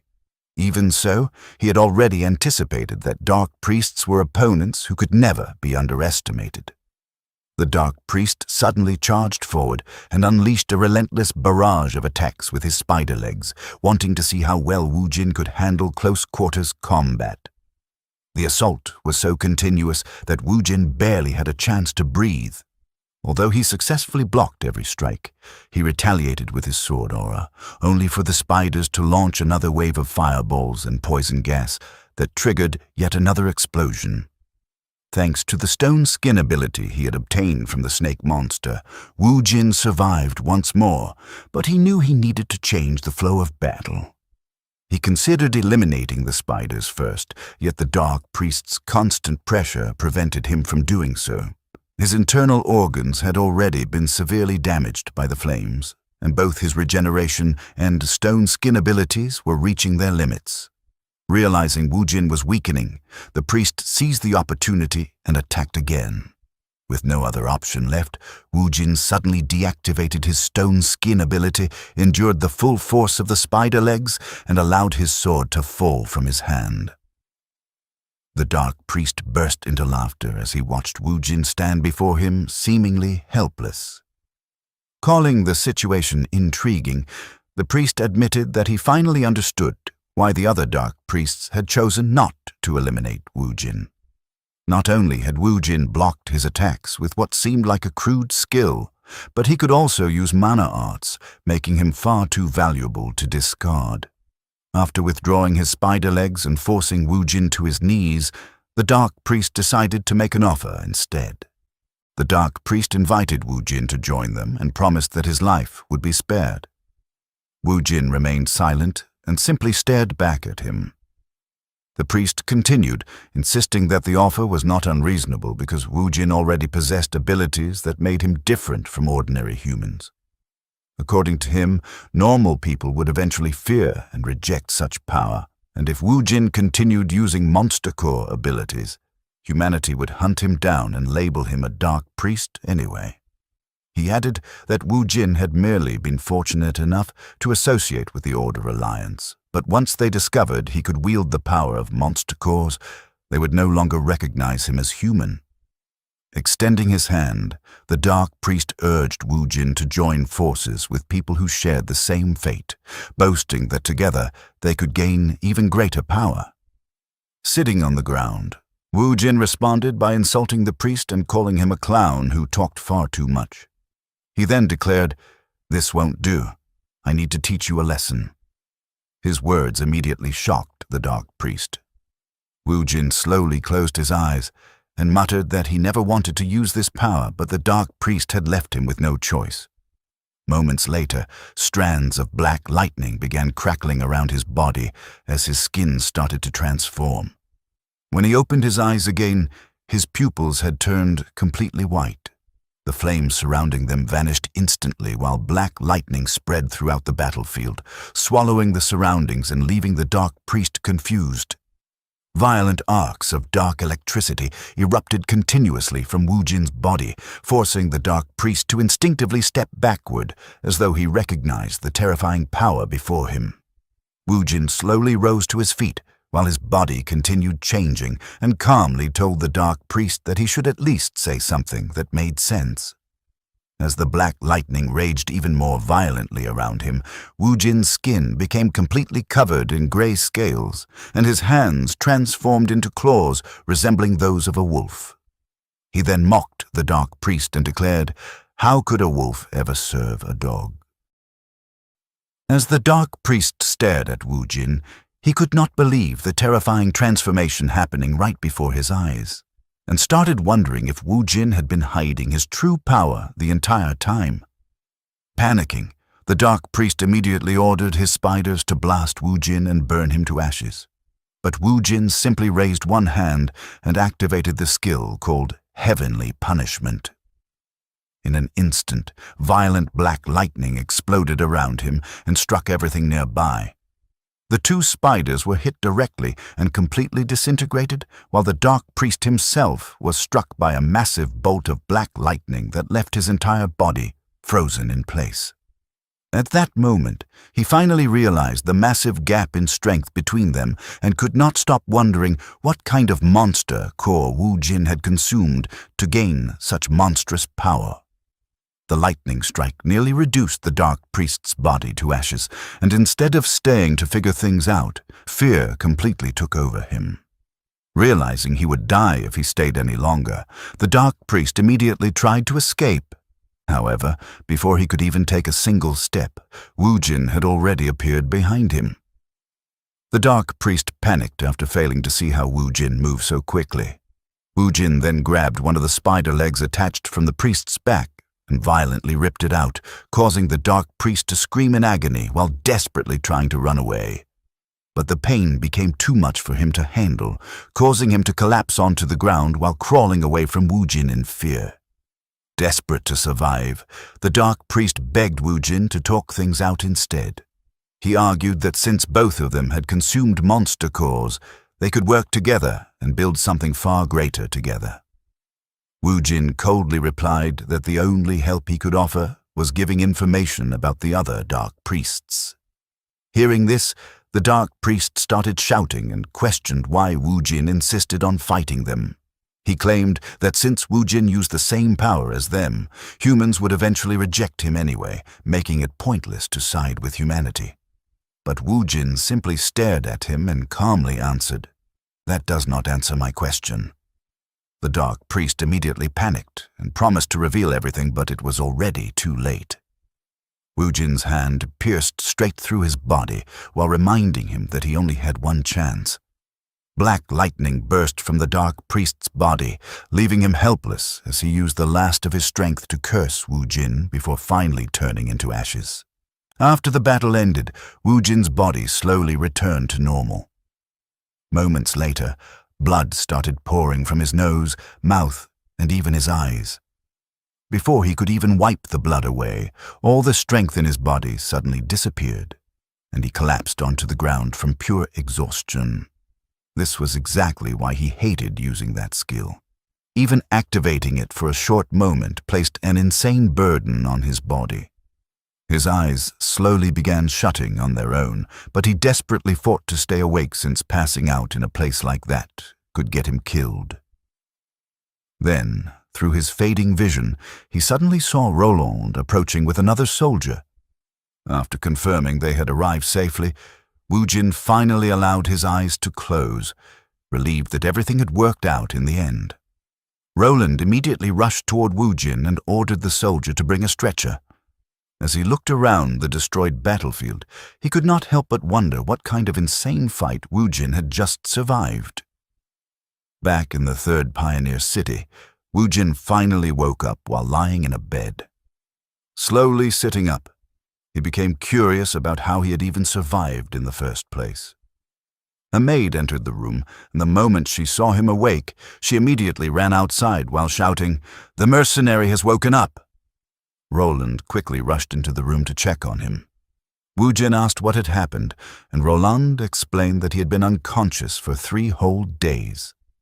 Wu Jin was shocked to hear that even with his regeneration ability, the backlash from his skill had still left him unconscious for that long.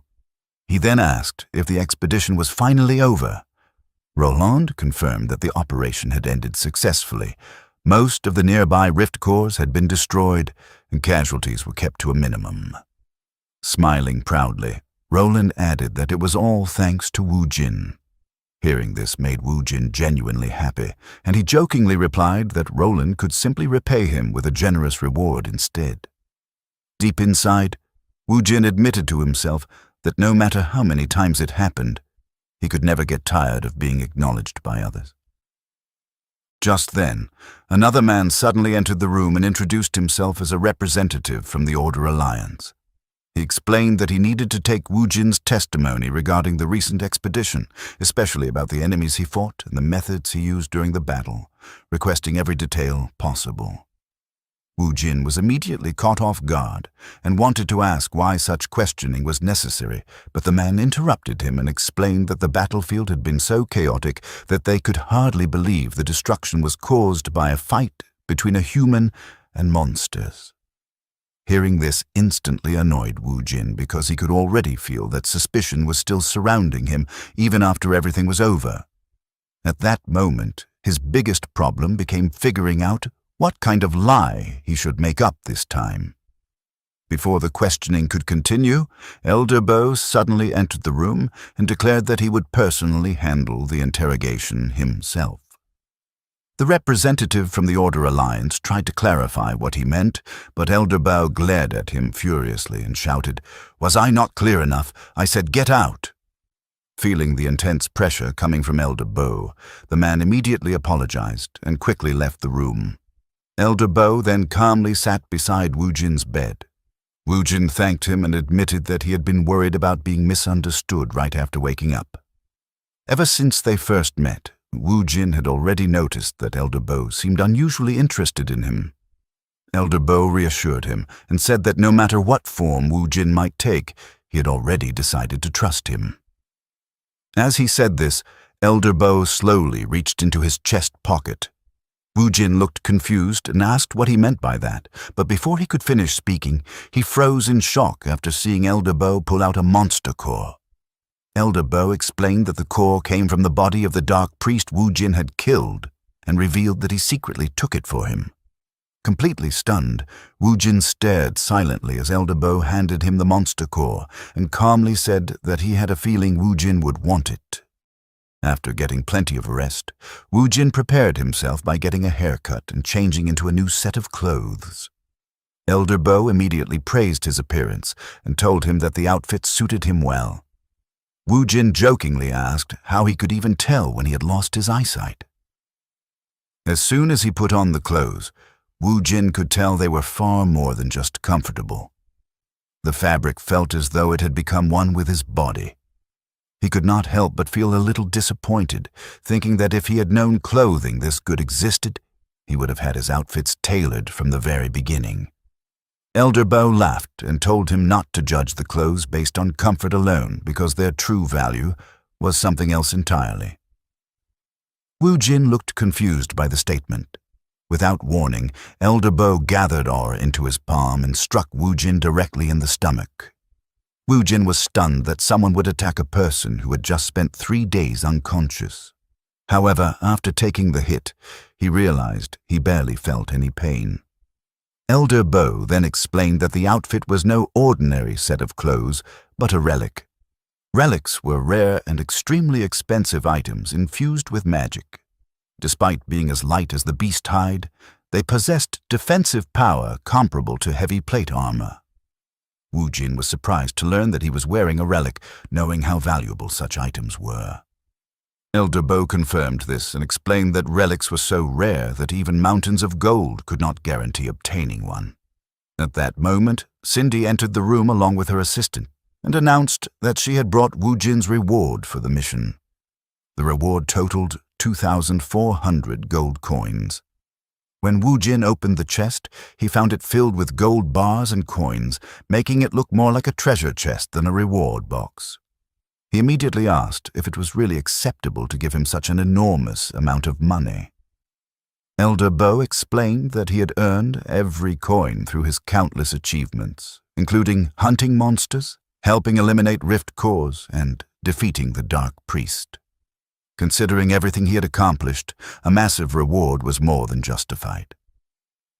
Cindy smiled and admitted that she had even added a little extra from her own pocket. Although Woojin had expected a generous reward, the amount still felt overwhelming.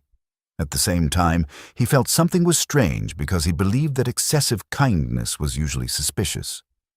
He openly asked why they were treating him so well despite knowing that he consumed monster cores.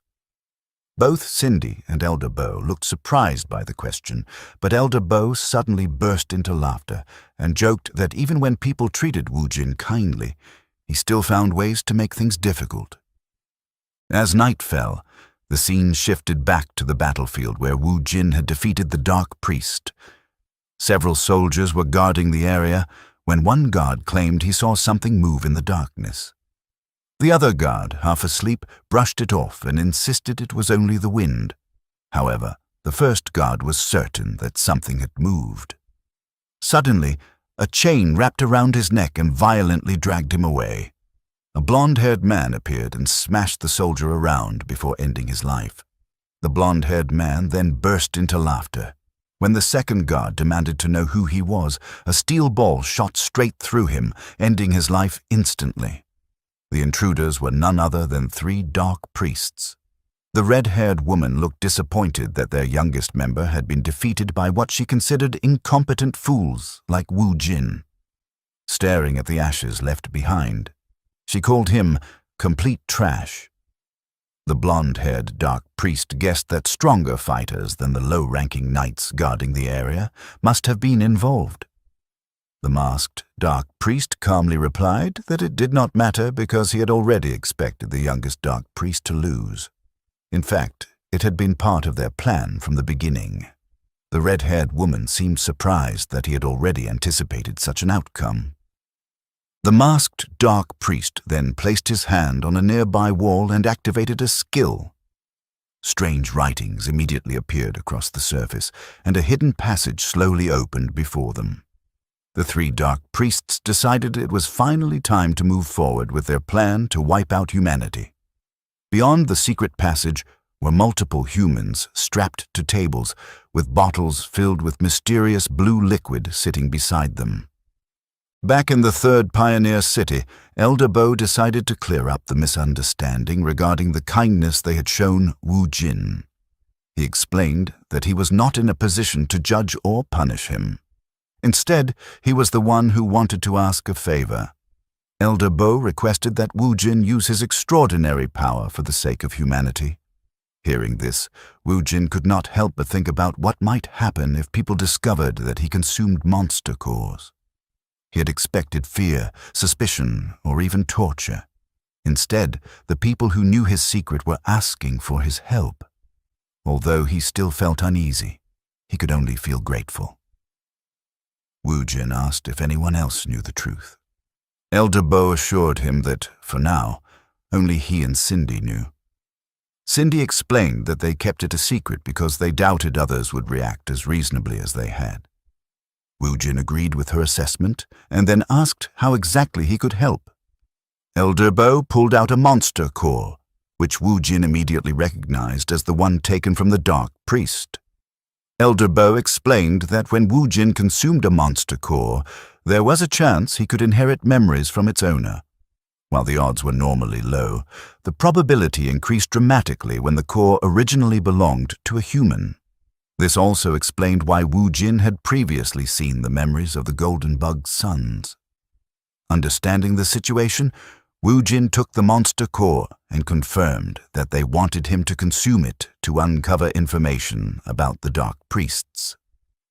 Cindy and Elder Bo both nodded. While holding the core, Wu Jin secretly felt excited. Not only had he found people he could trust, but he was also getting the monster core he missed out on after passing out. Smiling eagerly, he declared that since they needed his help, he had no choice but to eat the monster core for the greater good. The moment he consumed it, memories immediately flooded his mind. He found himself inside a tall building where the future dark priest was desperately shouting that he wanted to become someone special and no longer remain a failure. The man was kneeling before the red-haired dark priest and begging for true and overwhelming power. The red-haired woman acknowledged his desire, then pulled out a bottle filled with blue liquid and told him that he would first need to prove himself worthy. Moments later, Wu Jin opened his eyes and saw Elder Bo and Cindy staring at him. Elder Bo immediately asked whether he was feeling all right. Wu Jin sat up and assured them that he was perfectly fine. Then he revealed that he had successfully seen the memories and had already learned about the dark priest's next plan. Afterward, Wu Jin, Cindy, and Elder Bo stepped outside to get some fresh air. Elder Bo asked Wu Jin if he was absolutely certain about the information he had obtained from the dark priest's memories. Wu Jin confidently confirmed that he was.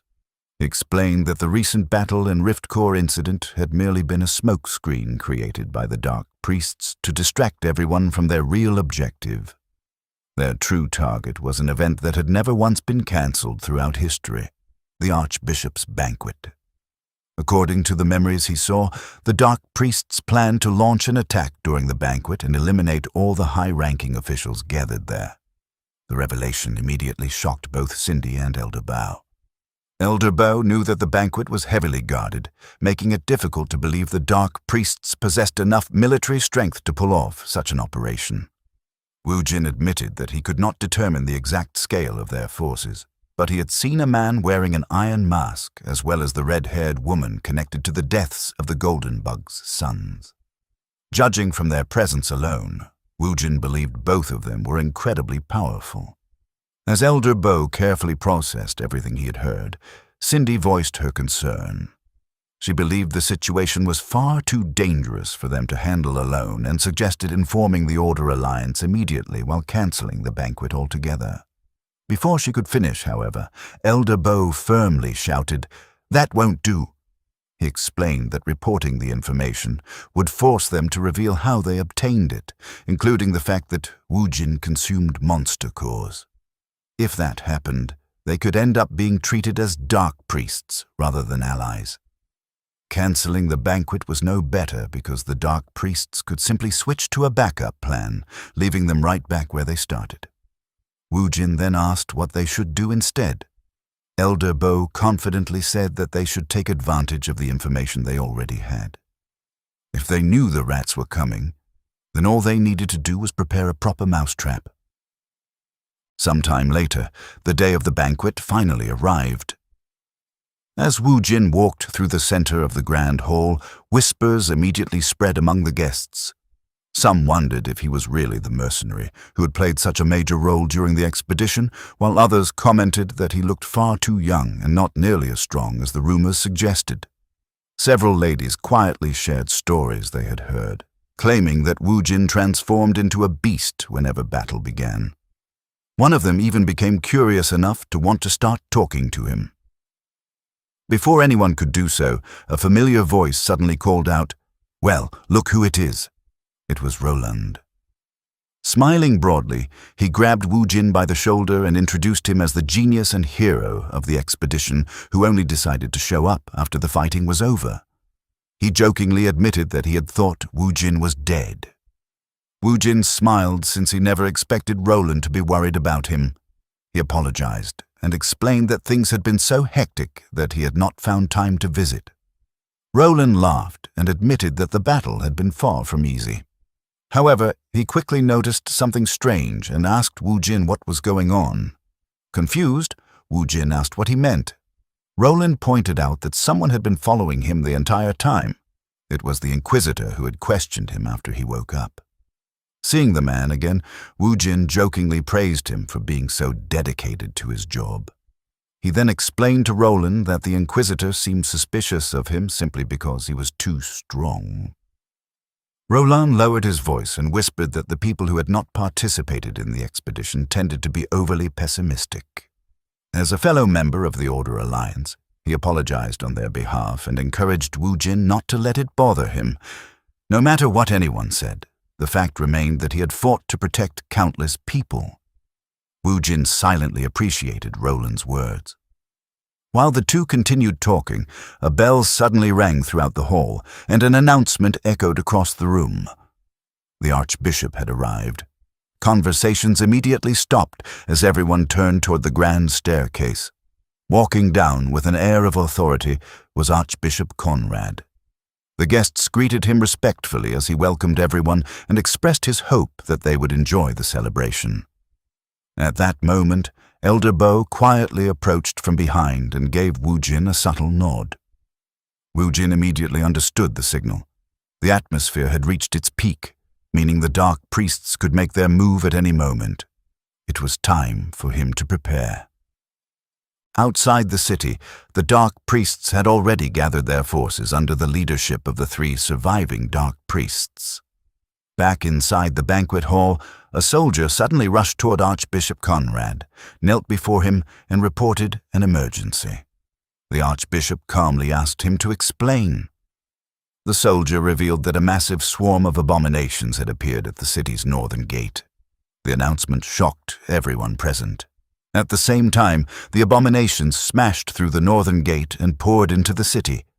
Panic immediately spread through the banquet hall as guests questioned what was happening.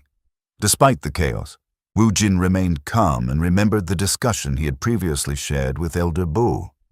During their planning session, Elder Bo explained that directly attacking the banquet while every knight was gathered there would be nearly impossible, even for the dark priests. Therefore, the most likely strategy would be to create disturbances in other districts of the city, forcing the defenders to spread out and creating an opening to strike the banquet.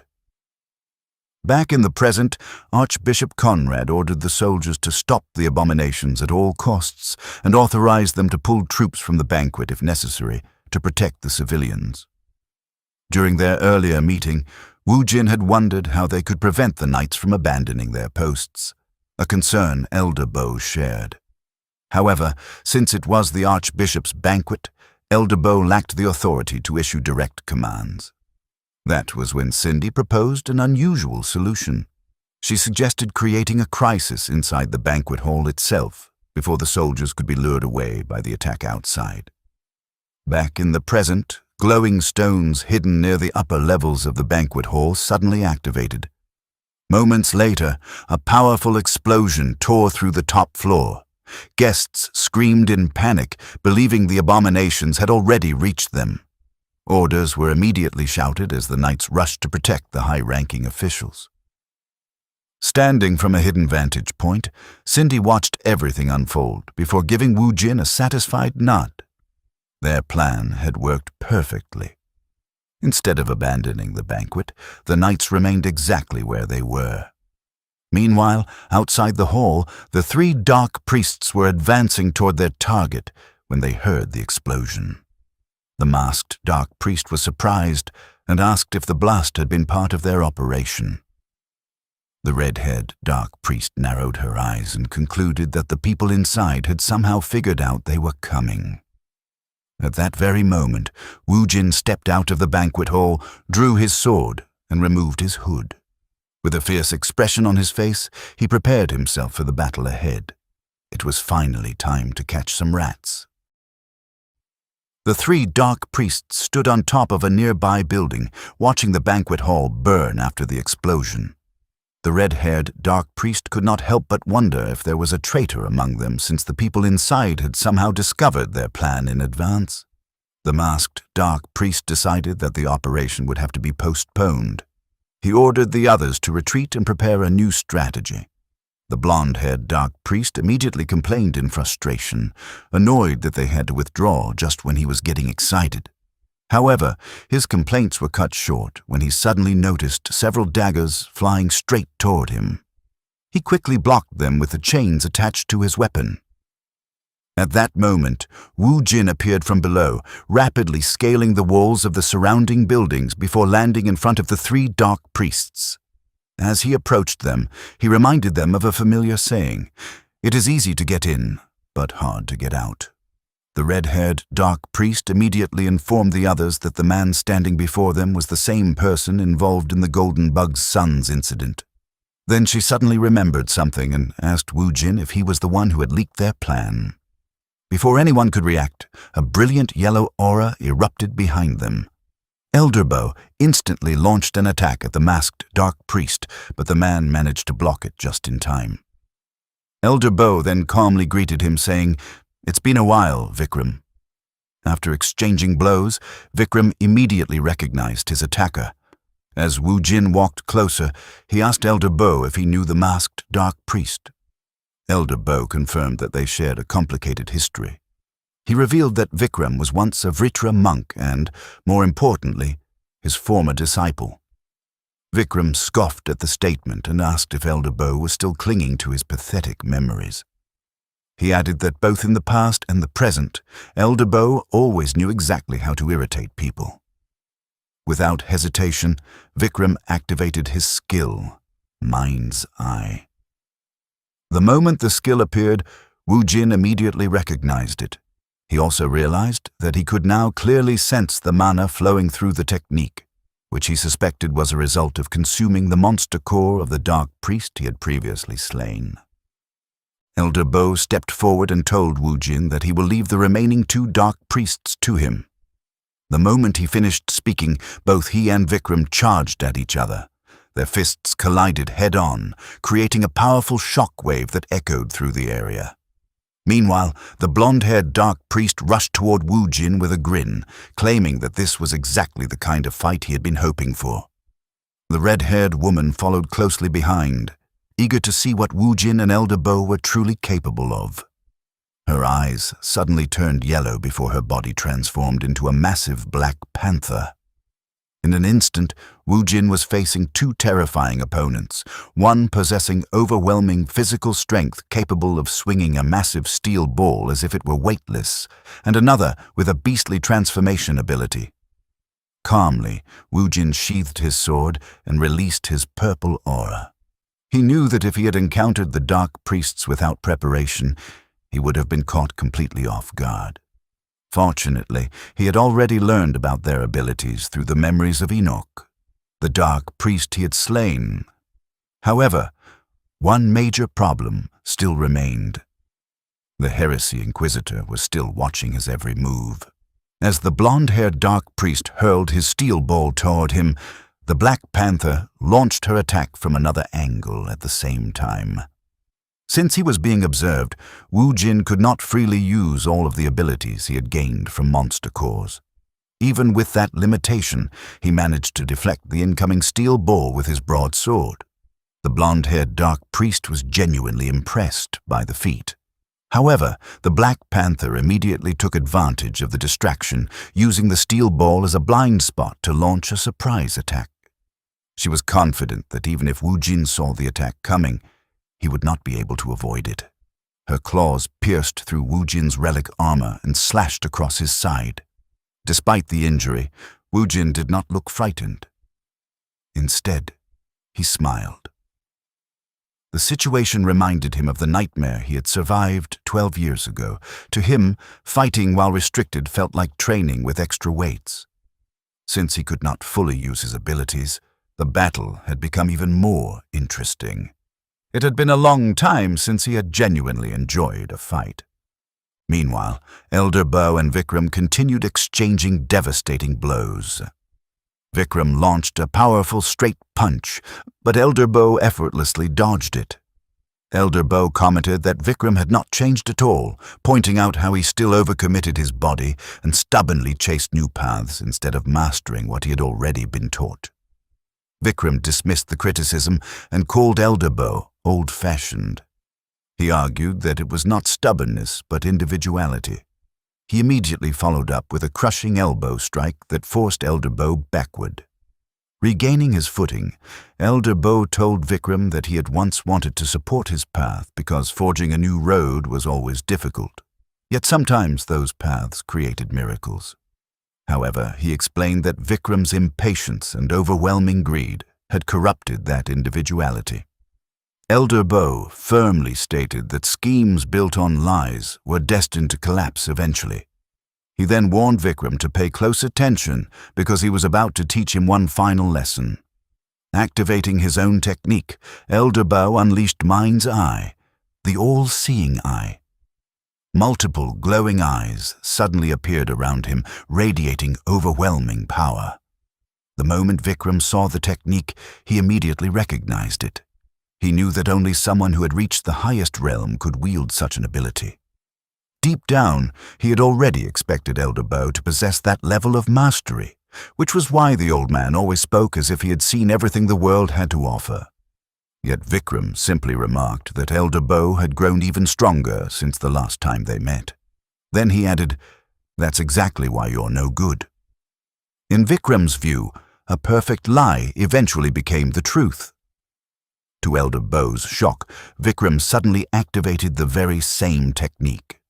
Multiple glowing eyes appeared around him as well.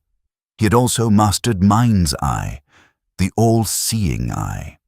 Seeing the impossible unfold before him, Elder Bo could only stare in disbelief and ask one question. How were you able to use that skill?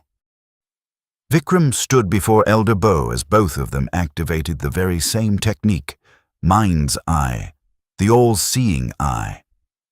Smirking, Vikram asked what was so surprising about it and questioned whether Elder Bo truly believed he was the only one capable of mastering such an incredible skill.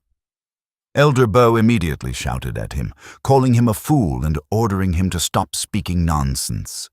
Deep down, however, Elder Bo understood exactly how terrifying the technique was. The all-seeing eye did far more than simply read an opponent's mana.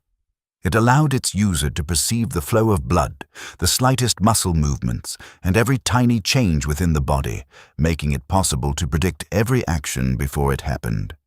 It was Vritra's ultimate technique, yet despite its overwhelming power, it carried an equally terrifying cost. Every second it remained active consumed the user's lifespan. As the battle continued, blood slowly began dripping from Elder Bow's nose. He stared directly at Vikram and declared that their battle would only end when one of them stopped breathing, asking if he had any objections. Vikram confidently replied that it would not be both of them. Only Elder Bow would lose his life that day. Gathering his aura, Vikram declared that Elder Bow would never survive long enough to outlast him.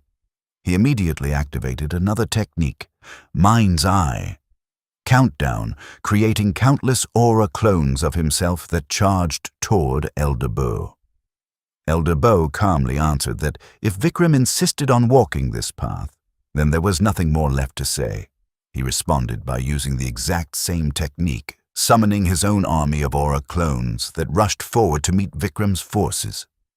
From an outsider's perspective, it looked as though neither of them had moved an inch.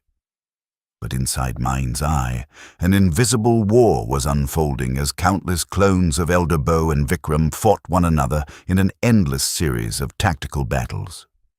The exchanges remained nearly even, with Elder Bow's clones destroying some of Vikram's, while Vikram's clones eliminated just as many in return. As the battle dragged on, both fighters suffered severe internal damage and began coughing up blood. Vikram mocked Elder Bow, saying that it looked like the old man was finally reaching his limit. Inside Elder Bow's mind, however, hundreds of tactical calculations were unfolding every second. After analyzing every possible exchange, he admitted to himself that he was no longer the man he once was. At the same time, he recognized how much Vikram had grown since they last met. Unfortunately for Vikram, he had chosen the worst possible opponent. Elder Bow had watched him grow from childhood.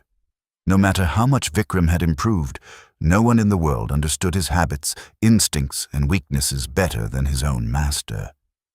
Looking at him with pity, Elder Bow quietly declared, "You pitiful fellow, your wandering ends here."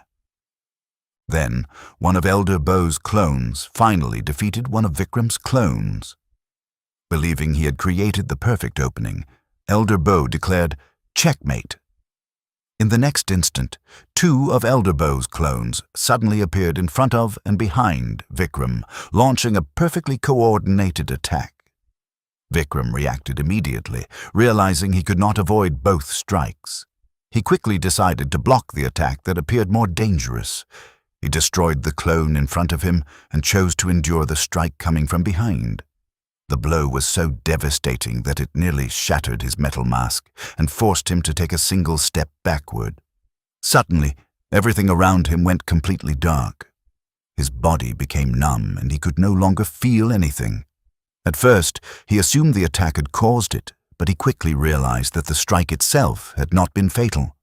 Then, the horrifying truth hit him.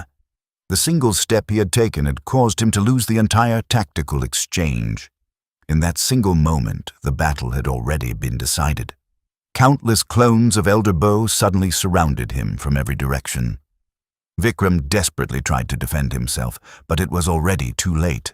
The attacks pierced through his chest one after another, finally splitting his metal mask cleanly in half. His strength left him instantly. Vikram staggered backward before collapsing onto the rooftop, fully aware that the final strike had ruptured his heart. Elder Bow slowly walked toward him before quietly sitting beside his fallen disciple. Confused, Vikram asked what he was doing. Elder Bow gently called him, "You brat," and explained that even though they had become enemies, he still wanted to see him off. After all, it was only right for a master to bid farewell to his disciple, especially when the disciple was leaving before the master. Those words left Vikram speechless. After a long silence, he softly called out to Elder Bow and began sharing a memory. He recalled the freezing day when his parents abandoned him at Vritra without ever looking back. From that day onward, he believed that the only way to avoid being abandoned again was to become stronger and earn Elder Bo's acknowledgement. Yet no matter how desperately he trained or how hard he worked, Elder Bo never even looked his way. With fading strength, Vikram asked whether his master could not have given that lonely child even a single word of encouragement, telling him that he had done well or that he had worked hard enough. Elder Bo quietly admitted that he had always known. He had seen Vikram wake before sunrise every single day to train. He had watched him continue fighting against seniors far stronger than himself, without ever giving up. Looking into Vikram's fading eyes, Elder Bo confessed that because he believed only the strong deserved recognition, he had chosen not to show any reaction. As Vikram drew his final breath, Elder Bo gently whispered, "You foolish fellow, you were, without a doubt, my most cherished disciple." Meanwhile, the flames consuming the banquet hall had finally died down, leaving behind only thick smoke. On Wu Jin's side of the battlefield, the remaining two dark priests were once again caught completely off guard. To their disbelief, Wu Jin had begun using Enoch's fire magic. After obtaining Enoch's fire magic, Wu Jin devised a strategy to take on both dark priests at the same time. He used his fire magic to redirect the blonde dark priest's metal bowl, while relying on his sword aura to defend against the transformed panther. Not far from the battlefield, the Heresy Inquisitor silently observed everything. Watching Wu Jin wield both second circle, fire magic and mana arts, he began questioning his own suspicion that Wu Jin was a dark priest. That was exactly what Wu Jin had intended. Fire magic was indeed a power he had gained from a monster core, but it was also a legitimate ability that humans could learn. Seeing the Inquisitor hesitate, Wu Jin smiled to himself. Now all he had to do was figure out how to defeat the two dark priests without revealing the true nature of his powers. Seeing Wu Jin smiling so confidently, the blonde dark priest burst into laughter and mocked him.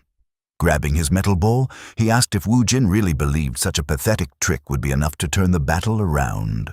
Once again, he hurled the massive weapon while the panther charged in immediately behind it.